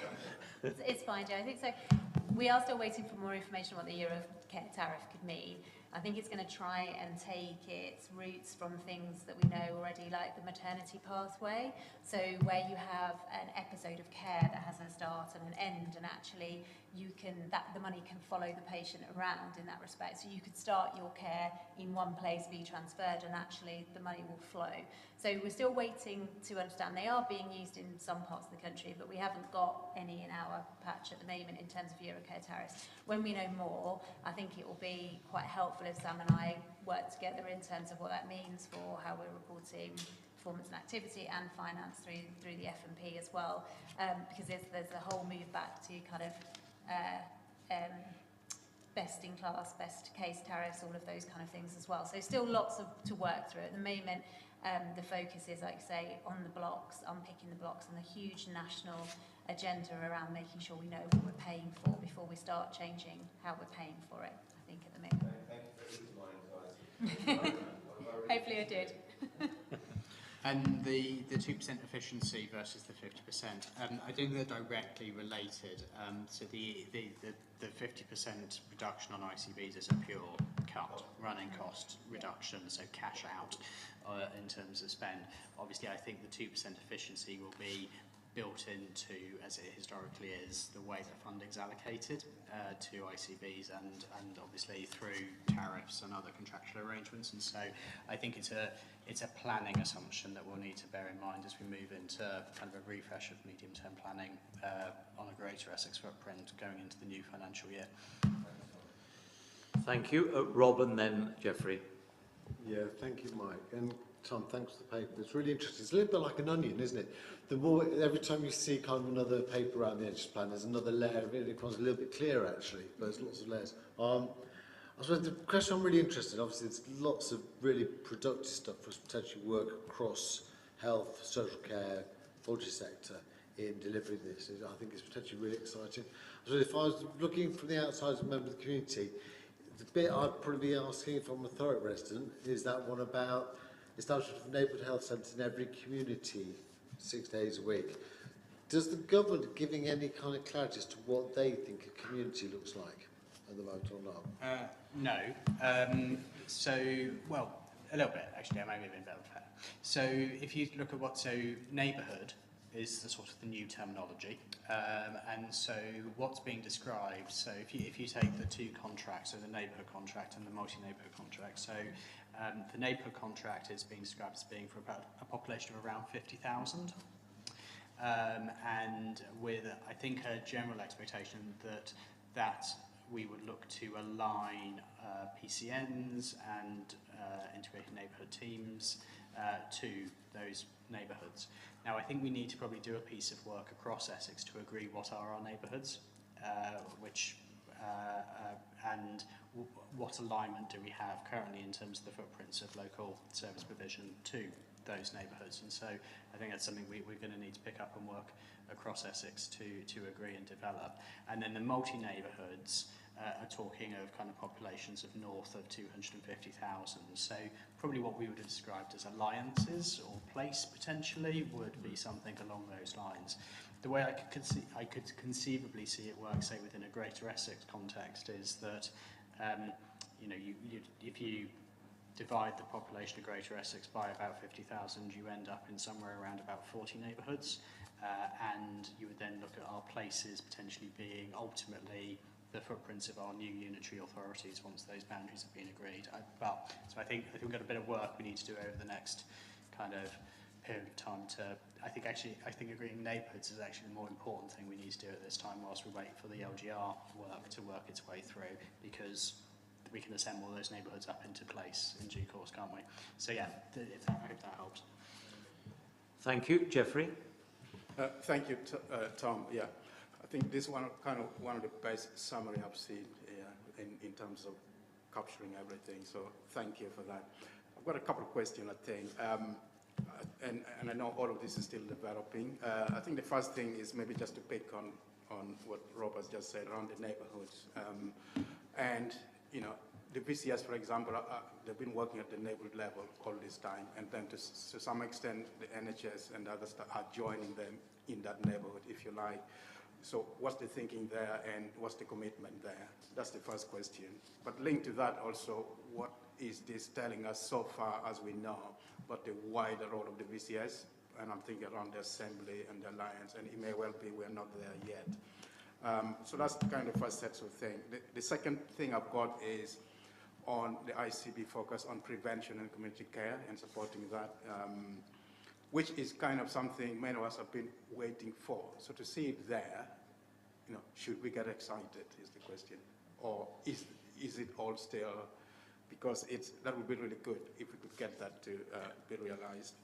And my final point, Tom, is on inequalities, because there was a bit of concern whether we would have the kind of laser focus on inequalities like we had at the ICB stage. And there's going to be some reporting on inequalities, and I wonder to what extent it kind of drills down into demographics or just a very high level, or again, maybe we don't know at this point. Thank you. Yeah, thanks, Geoffrey. So I guess we are only 14 days in from the report being published, so we haven't fully worked through all of the answers to this. So I think on the local community VCSE sort of engagement side of things, we do need to work that through in terms of and think about a bit of a reset moment, because we aren't going to have the engagement capacity within a reduced sized ICB to the same extent that we have today.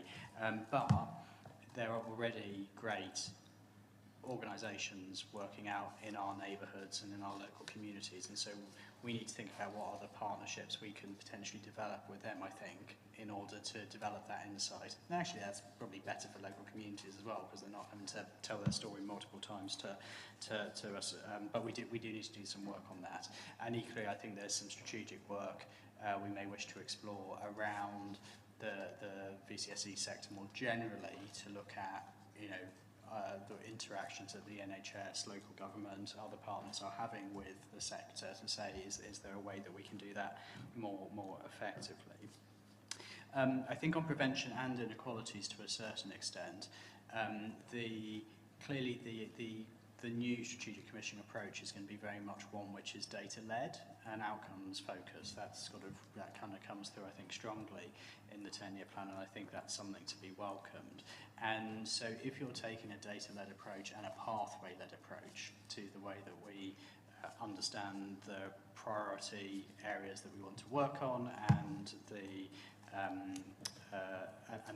communities we particularly need to focus on, I think actually naturally it starts to fall out in terms of actually we know if we can have better preventative services, both primary as well as secondary, that will result in better outcomes and actually better use of taxpayers' money at the end of the day.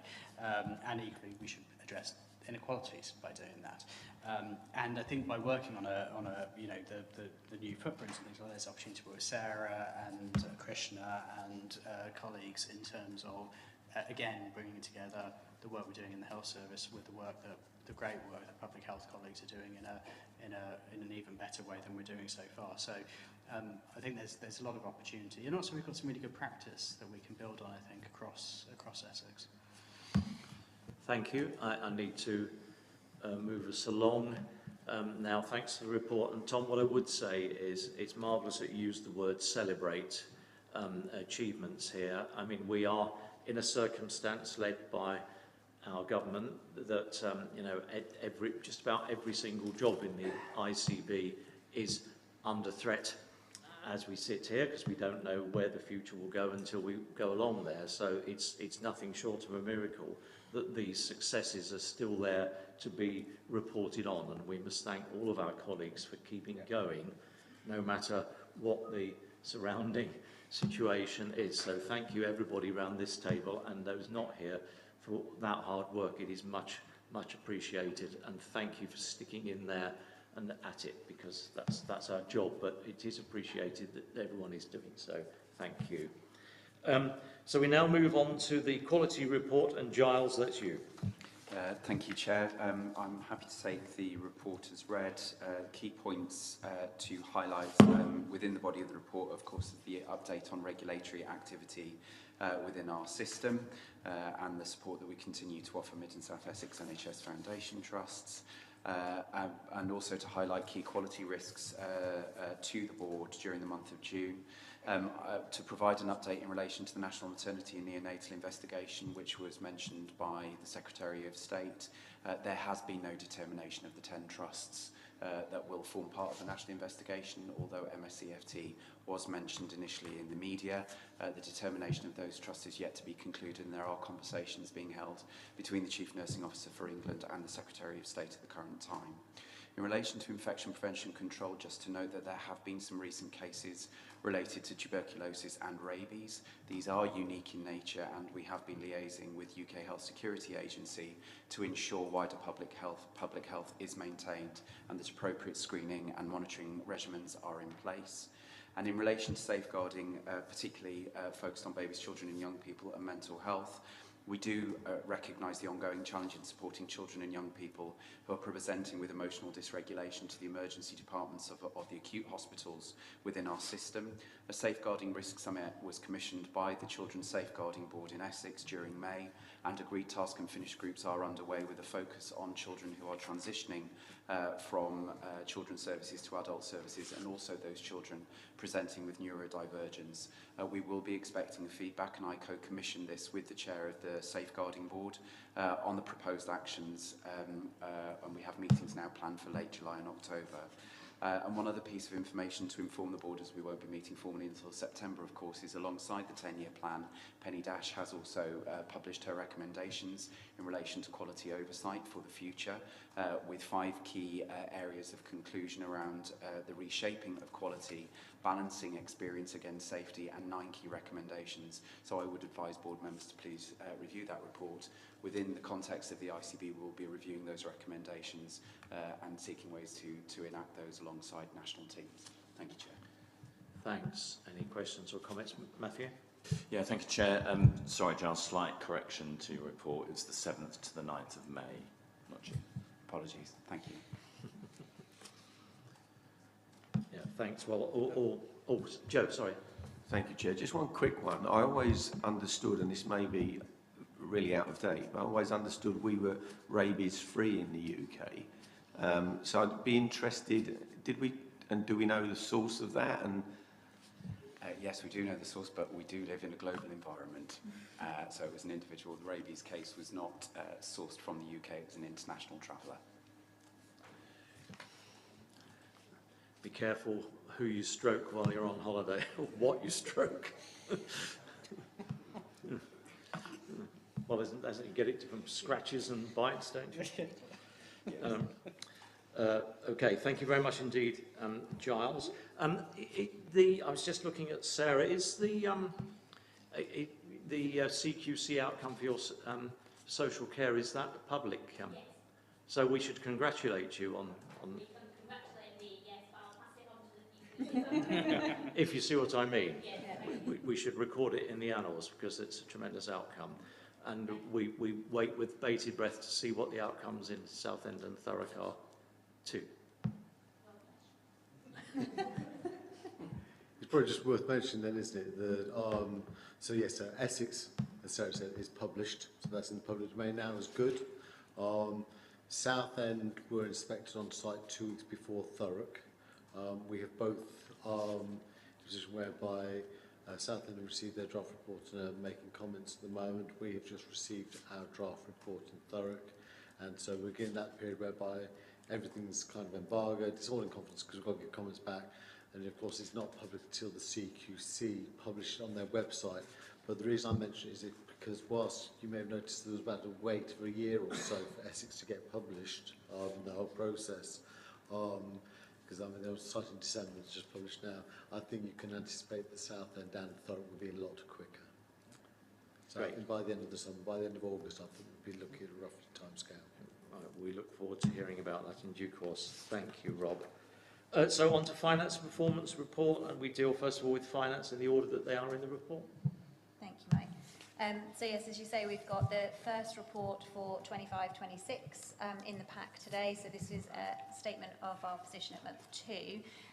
We will continue to bring finance and performance together and develop the report collectively as we move through based on the new outcomes framework as well that we're looking at. But I'll just talk to finance briefly. I'll take the report as read and then hand over to Sam to pick up the performance elements. So as I say, month 2 position broadly on track for the system. I think the key things that we need to consider this early in the year is recognising that whilst you have tables in front of you that show effectively a break-even position, what that does include is 106 million deficit cash support for this system, which is noted in the introduction of the paper. Now, what that means is that NHS England, as we know, have agreed that we can have a deficit position of 106 million this year, and they have given us the support to bring our position back up to break even, which is what they will monitor us on. Now, what we know subsequent to the plan submission is that that deficit cash support will be reviewed on a quarterly basis and will only be released if we stay on that plan. So that is a risk to the system. That's a risk to every system that's has been in receipt of deficit cash support. And that's a business rule that we need to be aware of. So that will be at the discretion of regional teams as well. So we have our monthly reviews with our regional colleagues as a system. So myself, Trevor Smith and Dawn Scrafer from our provider organisations. That will obviously have cash implications if our system was to lose any of that deficit support funding, so something that we're watching quite closely. What I would say, though, in positive news is if we stay on plan, we will not be expected to pay back that 106 million in future years. So as the board is aware that any deficit that we have accrued in previous years becomes part of a cumulative position that we start to repay as we go through the future financial years. If we can stay on plan, which is break even, the 106 million won't be repayable. Obviously, entirely repayable should we go off plan. The other element of the finance report that I just wanted to draw your attention to, even though it is so early in the year, is we recognise as a system that we are already overheating early in the year on pay. At the moment, that's been largely offset with some non-pay movements and some income. However, what that does draw our attention to is how much mitigation or non-recurrent action we may have already had to take quite early in the year, which is we wouldn't want to necessarily see happening in the first quarter at least. The other element is that we're having a slow uptake or release of efficiencies. so we're slightly behind in our efficiencies plan as well. The reason I raise it is because our Finance and Performance Committee is particularly tuned into workforce and efficiencies, given they have been the two key drivers that have had us unstuck by month 4 in previous years. So, so definitely a conversation around the table. What we've asked for is a reprofiling of the efficiencies, reprofiling for the workforce related reductions, etc., to see what we can do to take remedial action much earlier in the year than perhaps we've got to in previous years. So those are the key things I just wanted to draw out of the report. But like I say, at month 2 we'll be largely reporting to plan, and month 3 numbers are just going through the governance processes as we speak. I'll pause there and take any questions before. Thanks. Can I ask Matthew? Is the position looking better, staffing-wise, this coming month that we're now into? What Jen has this technical expression for one-off things that have made it look better than the underlying position. I call that sort of selling the family silver, but they eventually run out of the family silver to sell. So what is the situation looking like? Yeah, so the situation is tight. The consultations with some of our groups of staff, which obviously is very difficult for them when we're reducing corporate services in some cases by 50%. Those benefits, if you like, to the bottom line will come through in month 4. So we know that we've got benefits that are going to be improving the overall workforce numbers and pay. We've got industrial action coming up in a few days. We need to safely cover rotas, so that's going to be unhelpful, as industrial action is, although we respect the right of individuals to strike. This is an extraordinarily unhelpful industrial action that we're managing and planning for, and the continuing focus on ensuring our teams live within their budgets is the most important sustainable thing. The sustainability going into the future of managing against the establishment and the budget is the real trick to pull off for the organisation. That's our main area of focus. Okay, thank you. Any other questions or comments around the money? I mean, it's 106 million at stake, isn't there, here? Because if that's added to our debt, that's not going to be a terribly welcome thing. Joe? Yeah, I think it's fair to say this early in the year that the Finance and Performance Committee is really quite concerned about underlying run rate. We are topping up with family silver, as you put it, Mike, again, and you only get away with that, I guess, so many times, and it becomes a double whammy. That's out, as Jen's rightly pointed out. But the committee is very alert to that, and it was a tricky meeting last time. And we all remember around this table the nervousness of supporting the budget that we agreed to because of the risks associated. So we'll just have to see where things go. And I agree that the industrial action will make life more difficult, but that's to come. That's not where we are just now, is it? Okay, shall we move on to performance? Sam? Thank you very much, Chair.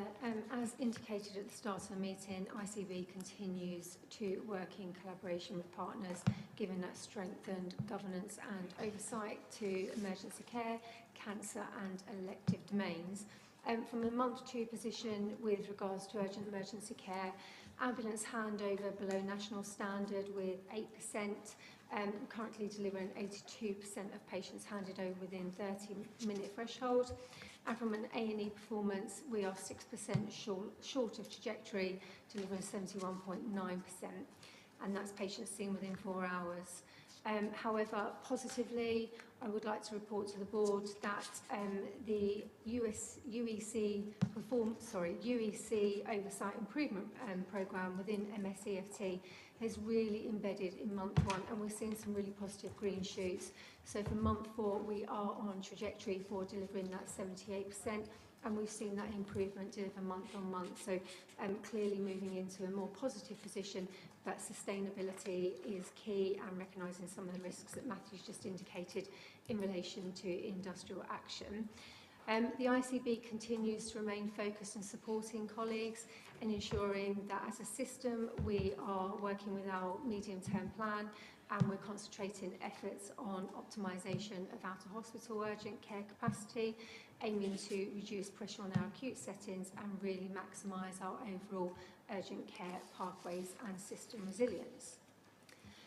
For cancer, RTT cancer position for month 1, we saw a positive month 1 position for our 31-day standard, delivering 79% against a trajectory of 78%, which is fantastic for our population. This improvement really does reflect the impact of the system-wide task force groups which have been initiated by the ICB, and that's around streamlining pathways in conjunction with all of our system partners. So my thanks to all partners involved in that. However, we have seen some deterioration with our 62-day standard and our FDS standard. So we continue as an ICB to remain incredibly close with regards to oversight of these two particular standards, and we'll continue to push forward through cancer task forces, recovery groups and pathway effort redesign to really support directed treatment models and reduce improvement in terms of that overarching flow. And from an elective perspective, our RTT performance continues to fall below the trajectory with sustained pressure from long waits across key specialties. For month 2, our overarching 18-week standard delivered 50.4% against a planned trajectory of 51, so 1% behind trajectory. In contrast, though, our outpatients RTT showed a really strong position for month 2. We delivered 55.7% against a trajectory of 52.5%, so that's 3.2 above trajectory. Again, really positive and credited to our acute provider, Mid and South Essex Foundation Trust, really working with clinicians with regards to forecasting and working in collaboration with front-loading clinic templates, changes to job plans, etc., to really give us that capacity, which is brilliant. The ICB are continuing to support recovery efforts with regards to outsourcing, and we are commissioning community pathways, moving to single points of access for consultant and MDT-led services to reduce the demand on acute providers, and also continuing to work closely with Mid and South Essex Foundation Trust to develop focused recovery plans for orthopaedics, supported by transfers to the independent provider sector. Thank you, Chair.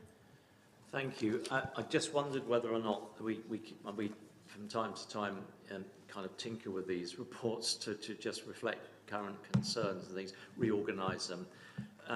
It was raised with me by our regional director about the numbers quoted here, 882 patients waiting more than 65 weeks, which was, I think, possibly one of the worst in the country.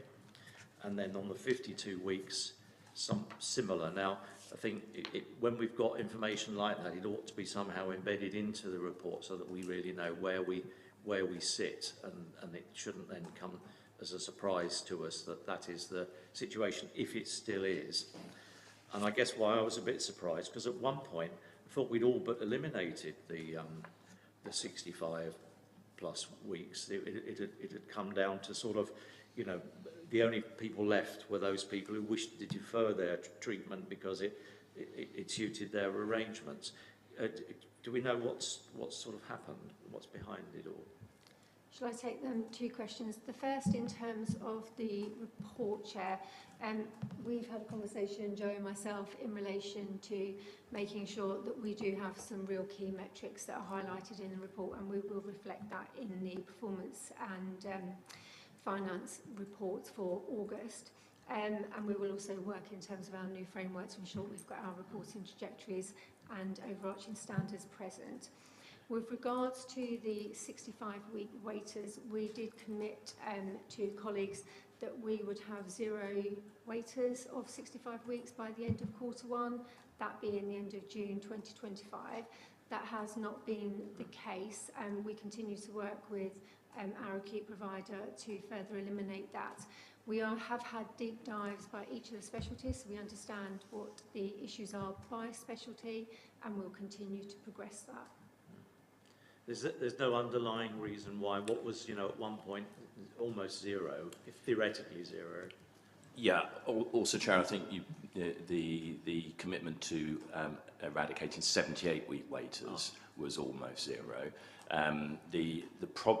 One of the key problems, which Sam's really articulated well, is that orthopaedics has suffered due to some of our theatre stock being well beyond its shelf life.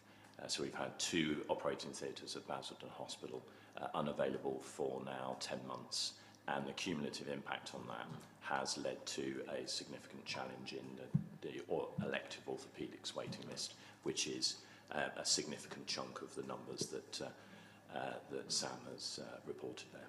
And I did read that that's the laminar flow, which is not working. Yeah. Joe? Yeah, thanks, Chair. I think it would be helpful if we could find in our narrative some of these really, valid reasons. Matthew, if I can address that across the boardroom, because we want to see succinctly where we're performing and forecasting to perform. Because I think one of the questions that keeps coming up at committee is, if we're not performing now for our population, when will we? And so we need to try and find a way to forecast. And if we can't forecast we're coming out of the woods, then we need to know absolutely those reasons why, because it gives it context and it shows where we can do the work, Matthew, and where it's much harder to do the work, if that's helpful. Thanks. Okay, any further questions or comments on the performance part of the financial performance report? Okay, thank you very much. So I'm moving on then to Primary Care and Alliance report. There's a list of contributors. Pam, you're at the top of the list.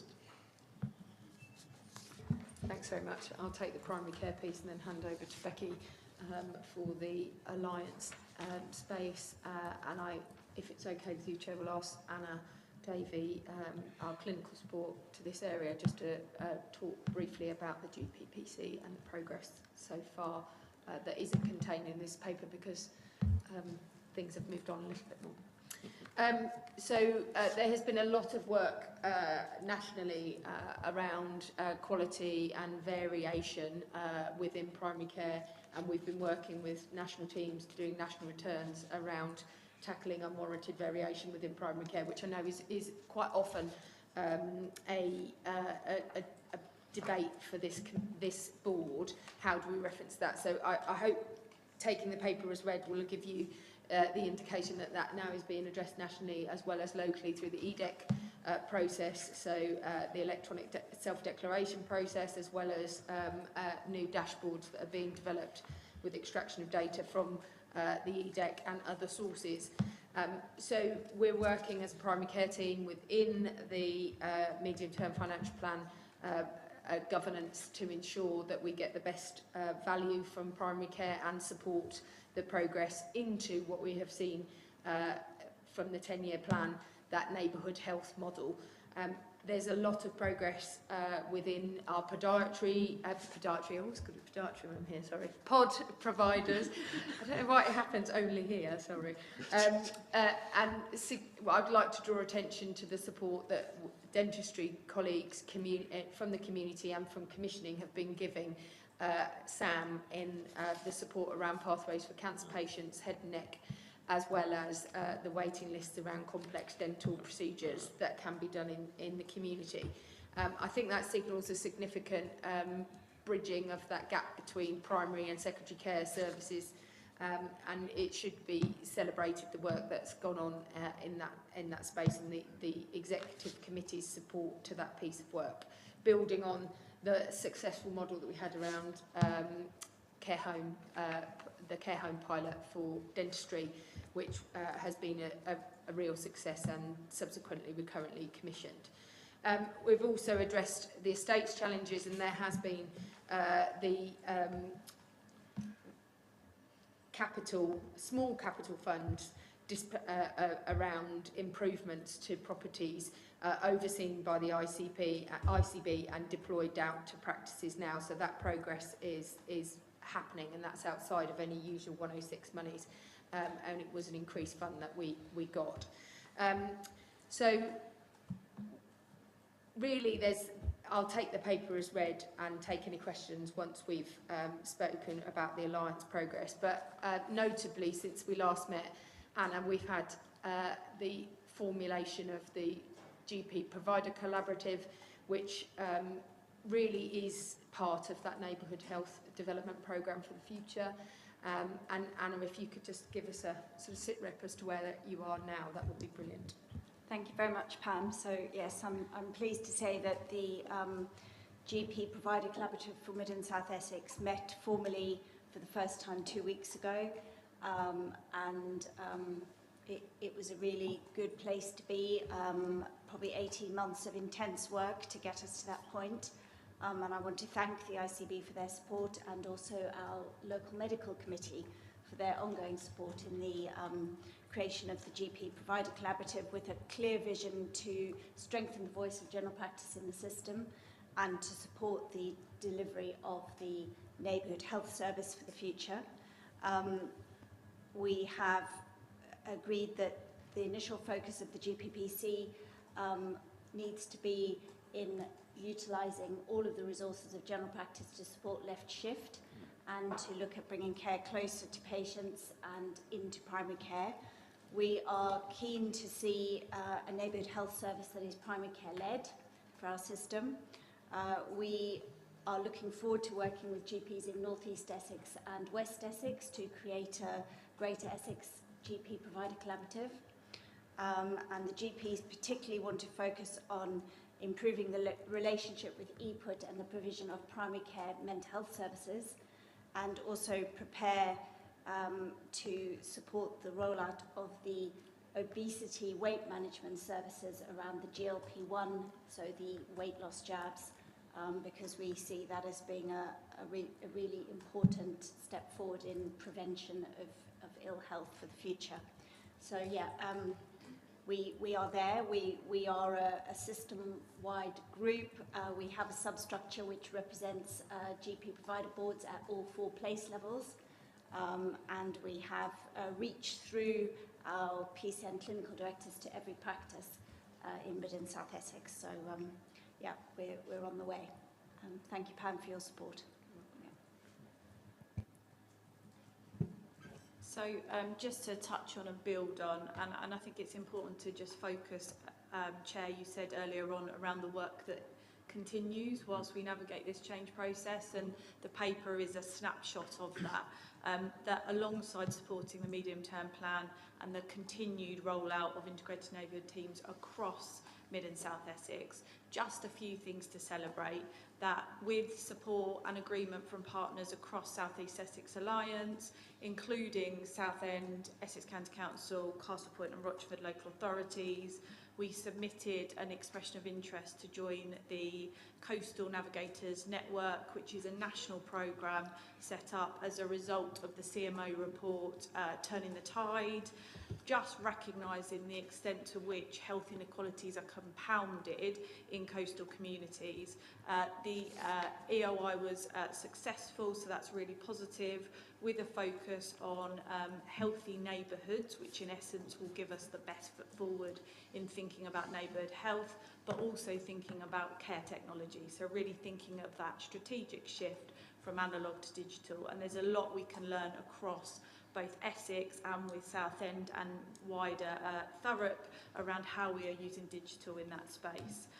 I was also really lucky to chair a meeting with Lord Patel of Bradford in partnership with Breaking Barriers Innovations and our Health Inequalities and Prevention team, which really focused on that intrinsic link between work and health, and how we do need to think about how we address that economic inactivity if we are going to turn that curve on better outcomes for our population.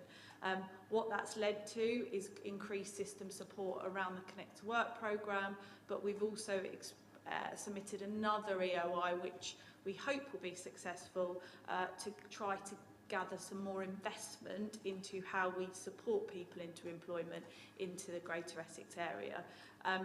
We've launched in South East the second year of our health inequalities investment, so that's now live, and just building on the GPPC, we have launched as part of the MSc GPPC the South East Essex arm under the leadership of Jose Garcia, so really, really positive stuff happening. Thank you. I mean, I have one comment, and I guess it's ultimately a question for Tom, if you agree with this criticism of. So this report, section after section, is highly strategic, really encouraging. We've got, you know, INTs and thinking about what each of them does. We've got the GP group coming together and so on. Dentistry, you know, in an unbelievably transformational position, etc., etc., etc. Great stuff, big goals, big ambitions. The stuff on estates is small scale, little bits and bobs, isn't it, frankly? I mean, shouldn't we, given the earlier conversations and thinking about where the, you know, the 10-year plan is, shouldn't we try to be positioning ourselves rather better against that estate objective? And is that going to be somewhere in our new structure, Chief Executive? So yes, so we so it needs to be in consideration with the design of the new organisation, doesn't it? I think the focus has been quite deliberately. There is significant amounts of Section 106 money we have not used for tens of years, and so actually we should get on and start to use some of that to make some practical difference to general practitioners, as opposed to, you know, us not using it out, and or worst of all, it timing out and going back to the developers. I think the oldest goes back to 2012, for instance. So this is so that's been the initial focus. I've no objection to us spending money we've got on good stuff. Yeah. So what we now need to move forward into, and it links, I think, into the 10-year plan conversation, is how can we take a more strategic planned approach to the development of service, and then also the development of a state to support that service. And so that's definitely got to be built into the thinking for the Greater Essex ICB. Jeffrey? Thank you, Chair. That was kind of the point I wanted to try and make as well, but you made it with great authority, so thank you very much. Can I go back by kind of saying how good the report is? I always enjoy reading the Alliance report, so thank you very much for that. It shows what's happening around the prevention and all of that stuff. I think my question really is, which is linked to what you're saying, Chair, is it's good to see we're working with the CVSs or some of the voluntary organization as well, the infrastructure organization.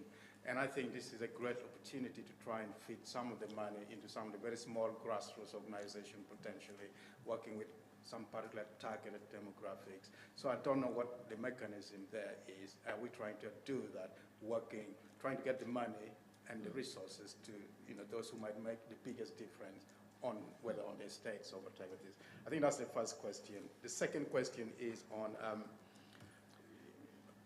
I've seen that the projects may start working or go live from sometime in October. Is that only a particular cohorts of projects, or is it all of them?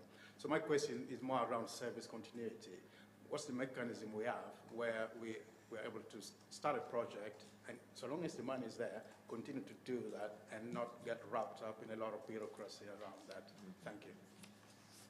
So just picking up on your first point, I think that the good news is we're already doing that, Jeffrey. So actually, through the Health Inequalities Programme, that was a 3-year programme, if I remember rightly, 1.6 million across 3 years, of which the whole intention is to devolve that to our CVSs through the CVS route into our local communities. So we have done that. I think it's really important that we learn the impact of that, because there are lots of different ways for us to think about how we perhaps might do that and how we join up with our local authorities and wider partners in that. And I think all of that will need to be a consideration in the development of the strategic kind of neighbourhood health model as we move forward.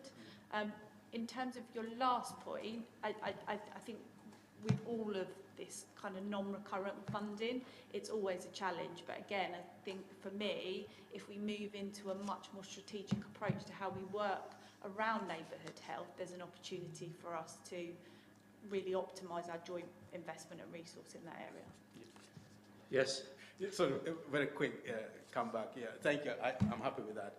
I think sometimes when we define impact, who defines that? Is it the commissioner who is doing that? And to what extent are we co-producing and co-creating what those impact are and the community voices in that? I'm not saying it's wrong, but it would be good to do that as well. I agree. Whatever outcomes framework that needs to be developed, that needs to be done in collaboration with our system partners and also those voices with lived experience. So that has to be a golden thread. How we do it with reduced resources is going to be a challenge for all of us going forward, but we need to stick to that value. Thank you.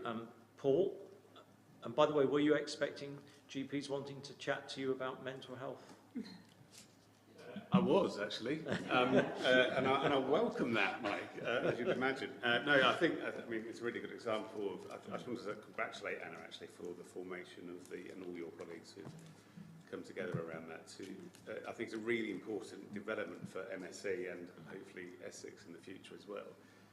Having a group of representative GPs to talk to about some of the problems, I think, is really powerful. But it's also a chance to build the relationships and build our strategic intent together as well. So we're really pleased about that. So, as we deploy the electronic patient record across the two secondary care providers, the interface with primary care is going to be really important. As we standardise our processes, how does that interface with primary care? Can we talk that through in a trusted environment? I think very, very, very important. So well done, I think, and look forward to watching that grow across the whole of Essex. And I completely agree with your point around estates, Mike. And I think the other thing to think about and encourage us, I guess, is not just think about the sources of money that are Section 106 or other grants or whatever. It's how do we harness the organisations in this room, but how do we harness Essex as well in terms of building public infrastructure that might have wider impact than health as well. So I think it's something about how do we call to arms on that as well. Yeah, we need someone whose kind of task it is to push all that along, don't we? Last word to Dan. I was going to add something to what Jeff said. So I don't know, I'll say it anyway, but it was just to build on the bit around integrated neighbourhood teams. So people will remember that, if you rewind 12 months, we were talking about whether we had 24 active integrated neighbourhood teams or not. We've got 24 integrated neighbourhood teams now, notwithstanding Tom's point about having to define neighbourhood, certainly in the context of Greater Essex. Then building on Jeffrey's point, and I suppose there's a good story here, but there's also not so good a story linking to Jen's point about where we are financially. One of our ambitions as part of the medium-term plan was to get all 24 of our integrated neighbourhood teams focusing on end-of-life and frailty care. Now, the good thing about that is that the care that they're giving is defined by the work of the stewardship groups, the ageing well stewards and end-of-life care. And sort of building on Jeffrey's point, a lot of that is user-informed and contains elements of care that service users themselves would define as the outcomes, as well as our clinical experts and in some cases non-clinical experts as part of that as well. So that's the sort of positive news story that we're doing that, and we've been successful and we're rolling it out 15 of the 24. I suppose the slightly negative aspect of that is that's behind the curve that we need to see for the savings that we need to accrue according to the medium-term plan. We're now monitoring it, and we can monitor it based on the Athena dashboard. We've got the kind of technology there now, not only to risk stratify the population the way we need to, but also to track the impact.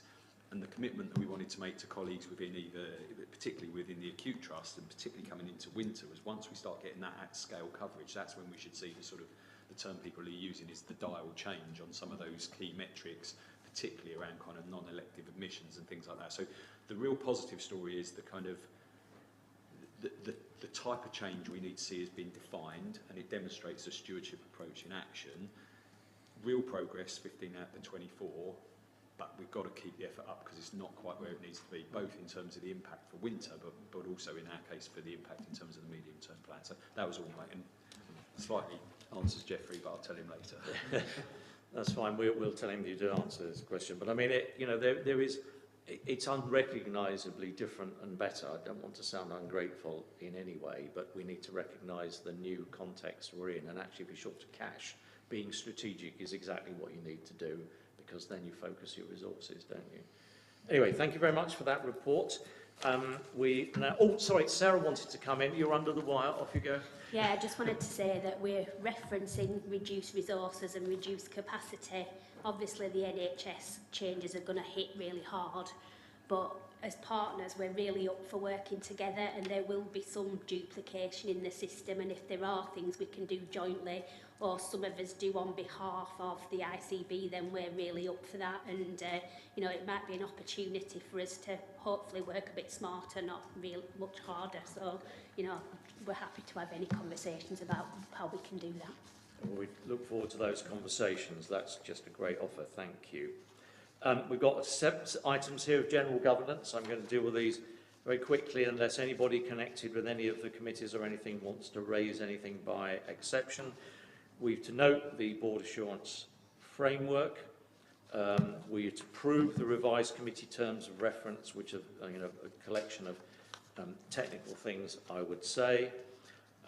We've got our committee effectiveness reviews, which you kind of read, and if any of the committee chairs were anxious, I would imagine they would have informed me that they were anxious, but reading them, it seems to be progressing okay. We've set of new and revised policies, which we're there to note, and again, they've been through the committee structure, so I'm not planning to spend time here unless any aspect of that was controversial. We've approved committee minutes, and we'll only go into those if anybody, again, from the committees wanted to raise anything. And we've an updated constitution, and that was required of us, so there's not much choice about that. And then we've got the statement of our corporate objectives and risk appetite, which is we need to approve, and that was upgraded, and we had a workshop on that, didn't we, some time ago. Joe. One small point, Chair, and it may be overtaken by events, but just to inform the board that we have been reordering how we use the People Committee and structure the People Committee, but given the other changes, so it could be an early signal that we might need to change our terms of reference, but not yet, and we'll see what events unfold. Thank you.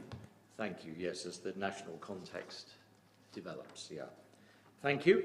I've not been notified of any other business, and so this will complete part 1 of our meeting, where we say thank you very much to members of the public who stayed the course with us. And now I want just a very short break, please, so that we can go straight on to part 2, because a number of members around the table have notified me that they need to be away, if possible, by 4 o'clock. So if you only take a 5-minute break now, I shall do my best to meet your performance target.